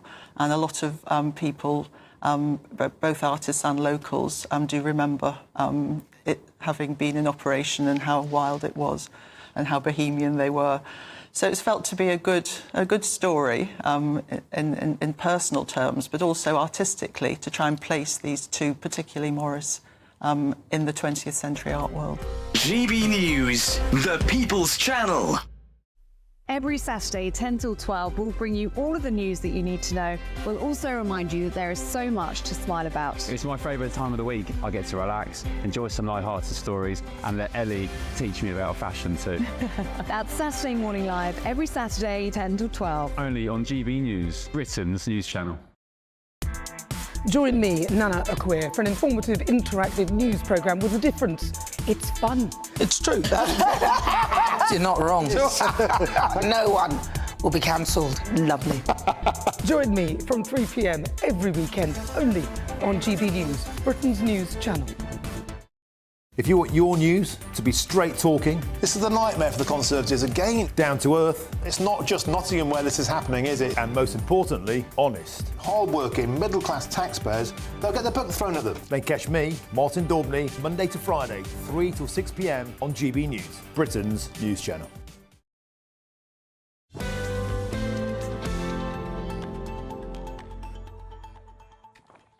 Hello, welcome back to The Weekend with me, Dawn Neeson. Hope you're having a wonderful bank holiday weekend out there. Now, Afghanistan's Taliban has issued a 114-page document imposing strict new rules on women, including bans on looking at men and speaking loudly both in public and at home. Women are forbidden from looking at unfamiliar men and must cover their faces to avoid temptation. They are also instructed not to speak in the presence of men who are not their husbands or relatives. Now, the reason I want to talk about this story is because we have a very, very strong panel here on the subject. You know, part of the situation, it was triggered by America's withdrawal from Afghanistan. And we have now, potentially, Kamala Harris as the first female president of the United States. She was involved in this withdrawal from Afghanistan, and she has said nothing about what she left those women in Afghanistan to. So that's why I wanted to talk about this story. So there is a news peg to it as well. Now, but this basically says... I'm going to come to you first on this one, Joe. You just had a very emotive story about it, what happened to you. But, Joe, this is like women basically are now completely cancelled in Afghanistan. I mean, they pretty much were in any case, but this is... You can't even speak in public. Well, one of the quotes I saw this morning in the report that's in the Telegraph today, a woman describes it as, we are now in a cage. I mean, you know, they publish a 114-page document. Girls can't have any education after 12, so fat chance of them being able to read it, perhaps.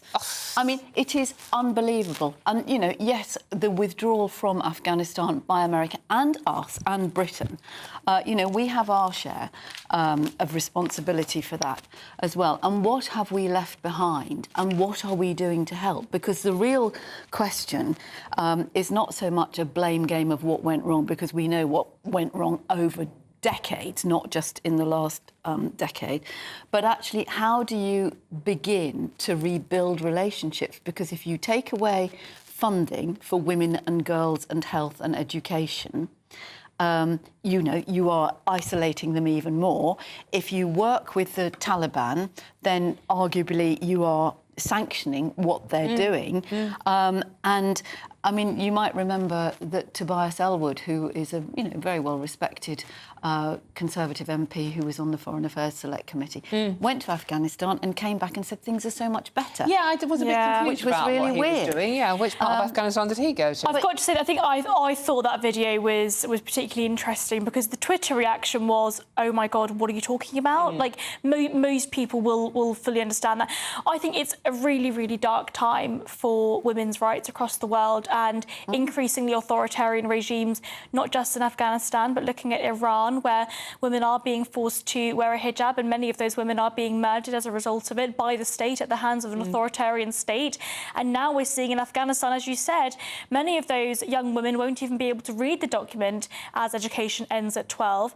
And it's really interesting because we seem to be, I sort of talk about the fight for freedom in the UK, and I believe very passionately about the fight for freedom in the UK, but my God, it is a whole different kettle of fish across the world, where women are literally not being afforded their own property rights, where women are having their property seized from them because the culture allows that to happen, even though the law says that they are rightful owners of that property. We are seeing women being forced into literal submission, literally into cages, and it is absolutely disgusting and only really occurs at the hands of an authoritarian state. You mentioned the American withdrawal of Afghanistan, and you're right, the UK also withdrew, so we're absolutely just as much to blame as the US. And I think this is really interesting because international aid in general tends to be misspent. It tends to be spent on corrupt. I think that so the IA actually came out with a paper this week on the fact that huge amounts of our international aid budget is actually going to places in the world that are actually wealthier than the UK. Yeah, some of it does, on the but side, not all of it. Not all of it, and but some of it does also end up going to corrupt regimes. And this really comes into the point. Do we work with these kind of organisations? Do we work with these kind of hostile governments in order to help those people? Or do we actually draw a red line and completely refuse to work with them at all? I don't know. Well, I think that's the question. And I think, you know, just to go back to the whole point, the wider point about, you know, rising global misogyny and attacks on women's rights, it's not just in Afghanistan and Iran. Yes. Look what's happening in America. You know, they're very happy to ban abortion there. And it may well be that Kamala Harris, you know, she might actually do well just on that alone, that women have got the right to have control over their own bodies. She did mention it in her acceptance speech, congressional acceptance, didn't she? But the other story that links in with this week is there's a new draft legislation in Iraq that would allow the marriage of 9-year-olds. Oh, 9-year-old girls. Yeah.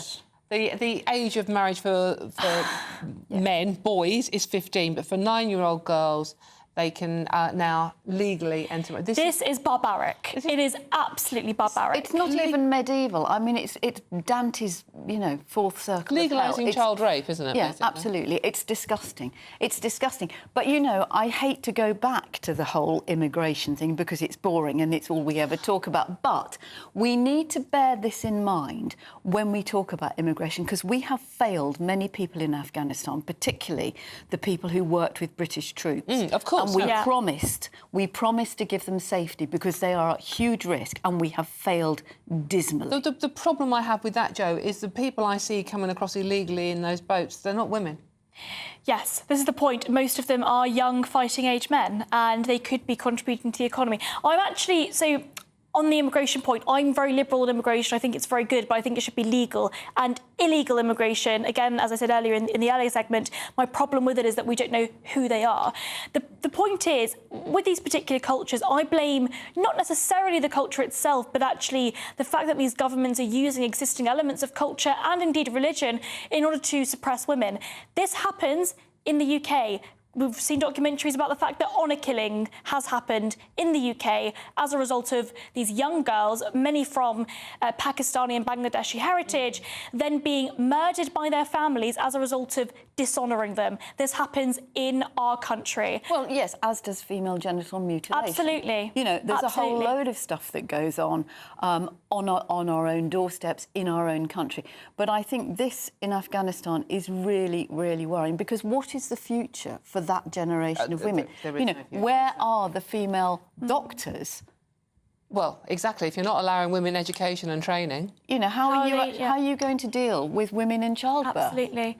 I am really quite shocked by the 9-year-old being allowed to get married in Iraq. That is well, I mean, disgusting. I wouldn't think the legal age of marriage for girls in Iran is already 9, so. Absolutely disgusting. It's frightening. But it's, you know, it's something that needs to be addressed and it's ever so easy to concentrate on what's happening at home and we need to talk about those things. But we also need to have a role, you know, as a player, not a very big one anymore, but in influence. The problem I have with this is why aren't people marching on the streets about this? Why are we just throwing these women away like they don't count? Because it doesn't get any publicity. And this is also, and I will say, I mean, we're looking at the history of authoritarian governments and how they're actually overturned. A lot of it is international pressure.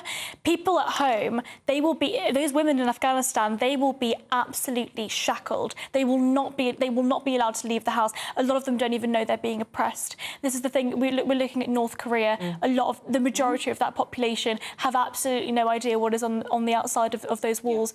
I think that the fight for freedom and the fight for prosperity is a hard one, and it's one that's happening across the entire world. We unfortunately, a brilliant debate. Thank you very much. I'm so glad I got to discuss that with you two. Right now, we have to move on. We're running out of time. I'm Dawn News from GB News. Lots more coming up on today's show, including 50 days of Keir Starmer. Happy? Honeymoon over? What do you reckon? But first, let's get the news headlines with Tatiana Sanchez.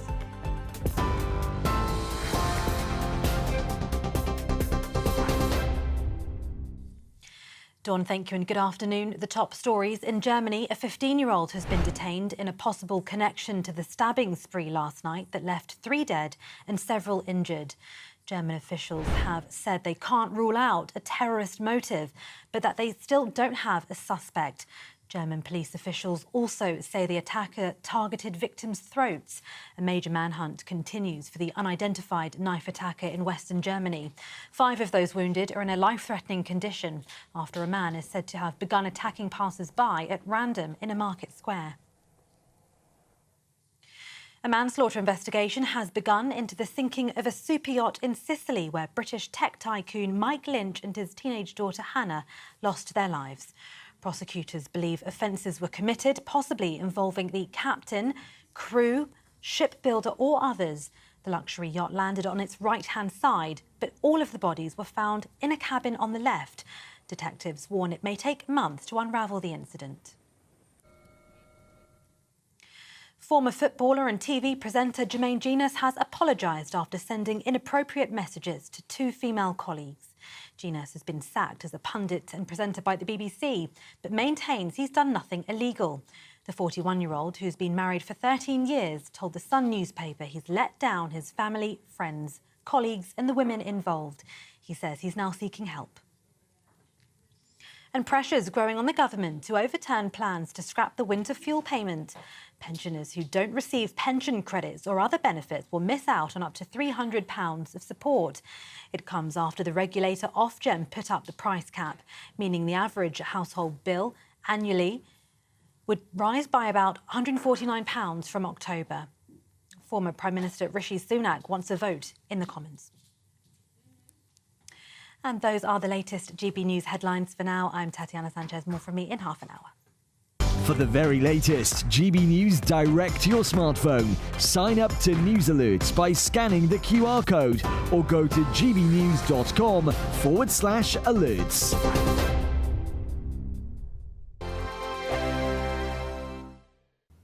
Hello there, welcome to your latest GB News weather from the Met Office. A wet start in places, but it will improve a little with some blustery showers moving through on quite a brisk westerly breeze, feeling quite cool for the time of year. You can see low pressure sat to the north of us, high pressure to the south trying to edge in at times, but generally a cool westerly flow through the weekend. Rain continuing across the southeast as we move through into the afternoon. Some heavy bursts possible, some local disruption. Brightening up across the rest of the UK, a mixture of sunny spells and showers. Some of the showers will be heavy at times, quite frequent across the north and the west of the UK. Quite breezy around the coast, just making it feel quite chilly. Temperatures the mid to high teens for many, perhaps locally 20 in any drier slots, but quite cool for the time of year, particularly under the cloud and rain. Into the evening time, you can see blustery showers pushing in across much of Scotland, frequent in the west, some of these heavy at times, wind gusts around 30 miles an hour, and similar across Northern Ireland into southern parts of Scotland, northwest England too. Across into Wales, the West Country, frequent showers, the Midlands drier with some sunny spells this evening, but that rain just clearing southeastern parts as we end the day. Blustery showers continuing overnight into Sunday morning, particularly across the north and the west of the UK. Elsewhere, clear spells and staying quite breezy, so it will stop temperatures from dropping too low. They're quite fresh air, so even in towns and cities getting close to single figures to start Sunday morning, but cloud already thickening across parts of Northern Ireland into western Scotland as the next weather system moves in.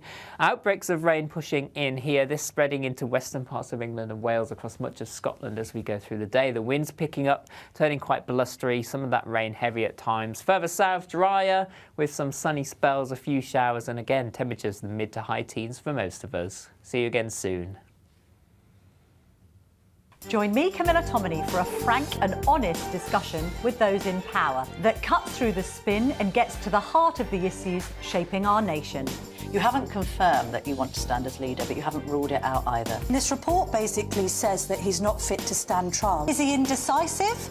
Incompetent? I deliver the dose of reality Westminster needs. That's the Camilla Tominey Show at 9:30 every Sunday on GB News, the People's Channel, Britain's news channel. Are the newspapers getting you down? My wife didn't divorce me that month. Struggling to separate the wheat from the chaff? I know that it's a bit of a circus at the best of times. Well, don't worry, Headliners has got you covered. We'll take the burden of reading the day's news, and if we get depressed, who cares? It's an occupational hazard, frankly. That's Headliners on GB News from 11 p.m. till midnight, and the following morning, 5 till 6 a.m. on GB News, the comedy channel. Nah, just kidding. Britain's news channel.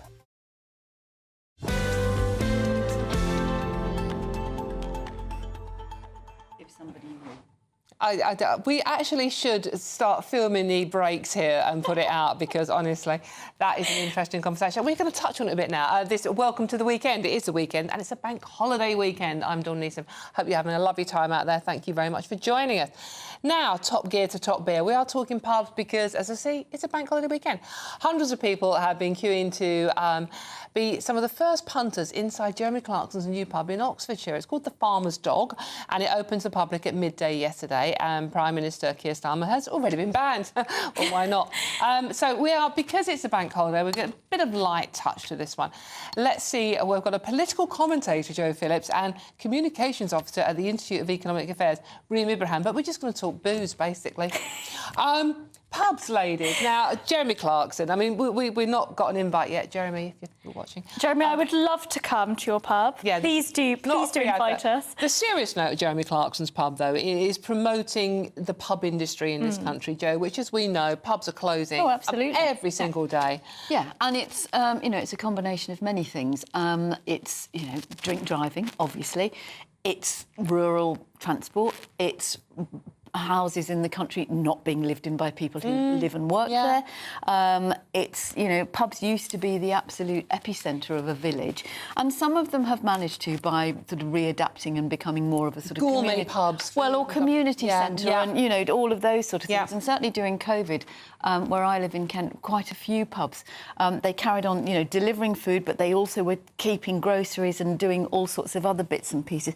But it's hard. It's really hard. You know, you've got to sell an awful lot of either food or drink to make a profit. That's true, and I think the reason why pubs have struggled so much across the country, and again, I think that pubs are such a cool part of British culture, I absolutely love attending them, is taxes. It's a one-woman campaign. It's a one-woman campaign. Get me to more pubs. What's your ideal pub, though, Ring? Oh, my ideal pub. My ideal pub is one that stays open later than 11 p.m, and one that has a good array of beers, a good array of ciders, and also a good array of red wines. I don't like it when they only have one choice of red and white. That's not good enough for me.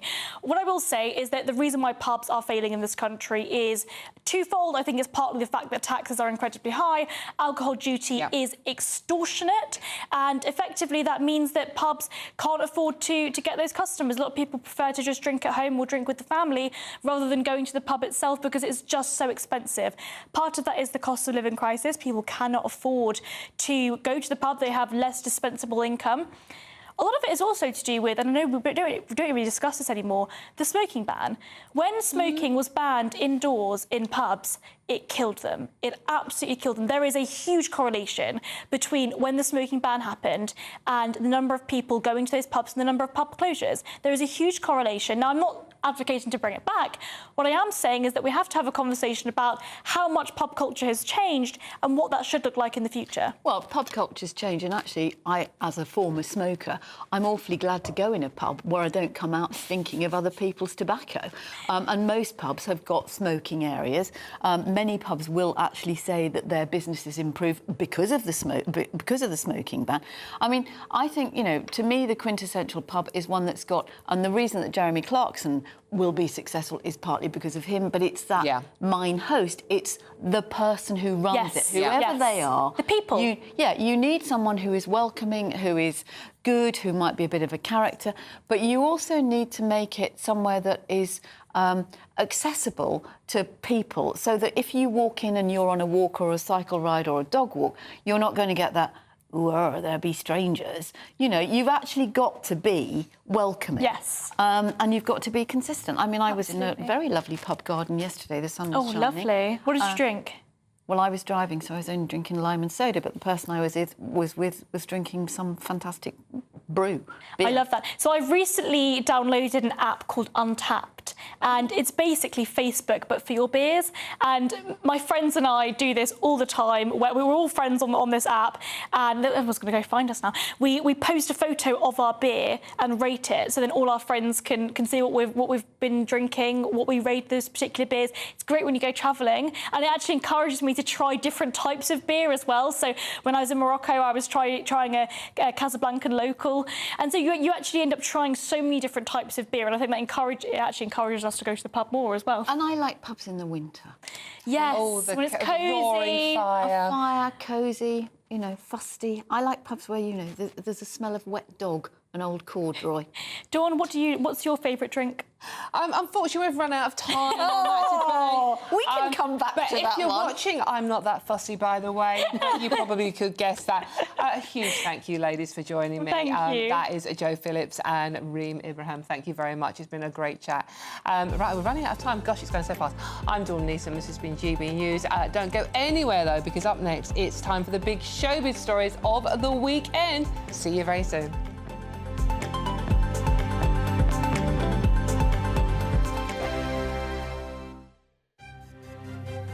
GB News Breakfast, every day from 6 a.m. The Princess of Wales could be back to full duties by the autumn. This would be wonderful news.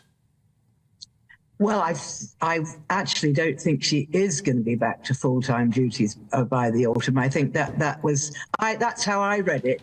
But in fact, I think what they were saying, this is a report by the Daily Mail's royal editor, Rebecca English, is that Catherine is still recovering and she's still having treatment, but she doubts whether she'll be back to full-time duties, but we will be seeing her. So we will be, you know, seeing her at big royal events, and she'll, you know, if she's up to it, she will, you know, appear now and then, but most of her work will be done from home because she's still having the cancer treatment. And as she said way back in the summer, she has good days and she has bad days. Yeah, and we can all understand that, can't we? But it does make such a difference, doesn't it, to catch glimpses of her and seeing her and William this week congratulating the GB athletes after the success at the Olympics. It really does make all the difference just to see her, doesn't it? It certainly does. And I think, you know, she wants to get out there, but I don't think she's going to be back at the daily chore of royal duties, visiting hospitals, things like that. I don't think she'd be strong enough to do that. But, I mean, she looks terrific. We know she's had a brutal year, in fact, probably much, much worse than any of us can imagine. And so she's, you know, doing what her doctors are telling her. She's taking it very gently. I'm sure she wants to go full steam ahead, but she is being restrained, as it were. GB News, the People's Channel. Good afternoon, Britain. Your lunchtime update on the stories that matter across the UK.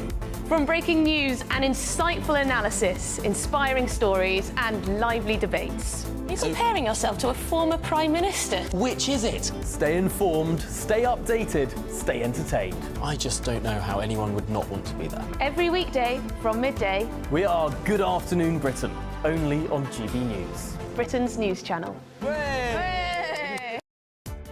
Welcome to State of the Nation, daily plunge into the stories shaping our country.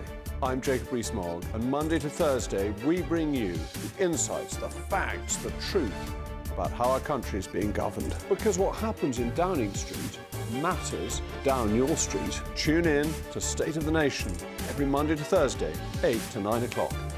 Only on GB News, the People's Channel, Britain's news channel.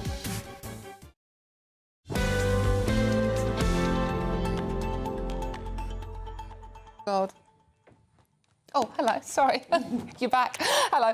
Welcome back to The Weekend with me, Dawn Neeson. This is GB. And it's gone so fast. Thank you so much for your company. Really appreciating your time this afternoon. Now, it's time for, drumroll please, Showbiz News. And, well, she needs no introduction. It's the wonderful Steph Tetchy. Oh, love the intro, Dawn. Look how stunning. Broadtastic. Yeah, looking so good. Right, so what's the big story this week? Well, we can talk about Jermaine, of course, Jermaine Jenas, and it's 5 pages of the Sun. Yeah, he's finally broken his silence and said that, you know, he's deeply ashamed and that he did text 2 women, that he works on the show, very inappropriate messages. Now he's kind of come to terms that his BBC career is over. Apparently he was being paid £190,000 a year. That's gone down the drain. But now the big fight for him is his 13-year marriage. Because when it did break to him, when bosses had spoke to him, he thought that it might blow over. He thought he wouldn't lose his job. He did lose his job. Obviously, now the papers have picked up. So he kept it away from his wife, Ellie, who didn't know at the time. She's a model, isn't she? She's absolutely stunning, beautiful. Yeah. They've got 3 children together, and he's got a daughter in America. So now the battle is for him to get his family life back. I think, you know, when we see these big witch hunches and on the newspapers and stuff, we forget that these people have children. Yeah. And that's what he's saying. It's affecting his children. It's affecting them. But then you have to go back, then don't do stuff like that in the first place. Obviously, now he's been made an example of in the BBC. We're looking at an organisation who's been plagued with so many scandals following Hugh Edwards recently, Strictly. So I think with this one, some people are arguing they've been a bit too hard with him because he hasn't done anything illegal. But I guess the BBC want to make an example and they don't want to leave any room for error on their side. Do you think it's been a bit harsh, considering you know, that Hugh Edwards, you know, what he did was awful? Yeah. But I don't, to be honest, I don't like the witch hunt side of things, Dawn. I think we can all make mistakes. No one's innocent. But I guess with the BBC at the moment, it's just that they know that all eyes on them and they know they're paying using taxpayers' money. So what's happened now, you've had 2 people who work for the BBC, women, who have made the complaints. So they have to make sure that they look like they are actually supporting women when they do come forward with these kind of, you know, allegations and these stories. So, you know, it's quite hard to judge because, you know, as women, you think, OK, if you've had that problem, you do want to be heard, you do want to be taken seriously. But according to Jermaine, it was very consensual messages between them, quite flirty. He's very keen to point out nothing illegal has taken place. So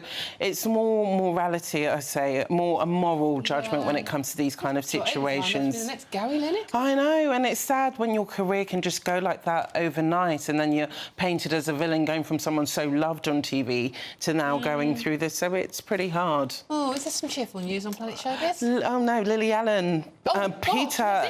Yes, Lily Allen, Peter is not happy at the moment. The animal rights charity, on her podcast this week, Dawn, she admitted that during the pandemic she adopted a dog. The dog was called Mary, had its own Instagram account, lived with her for 2-3 weeks. Poor dog chewed the passports there, her children's passports, Lily's passports. She was angry and she said, you know what, she sent the dog back to the shelter. Now she wants to consider adopting another dog. And Peter have said, you know what, dogs are not accessories. You know, we always hear dogs are not just for Christmas. And during the pandemic, a lot of charities said, do not just get dogs for entertainment. You know, they are loyal companions. So they've said, actually, no, you shouldn't have one because what you've done is quite cruel. She's worth over £3 million, Dawn. You could have got a dog nanny, a dog sitter or something. And just to say you've sent it back to a shelter could actually be quite traumatic for a dog. So, Lily, stay away from the dogs. That's my opinion right there. I thought, oh, thank you very much. I mean, so didn't you say, oh, the dog chewed the passport so my kids couldn't see their dad? Their dad, because their dad lives in the UK, so during the pandemic, simple as, and that's what Peter was saying. Steph, you are a wonder. Thank you very much. Thank you for having me on, Dawn. And thank you. This has been The Weekend with me, Dawn Neeson, on GB News. I'm back with another hot, spicy lunch for you tomorrow, but don't go too far. Here's the weather for your weekend, and fingers crossed it's going to get better. See you soon. See you tomorrow, actually. A brighter outlook with Box Solar, sponsors of weather on GB News.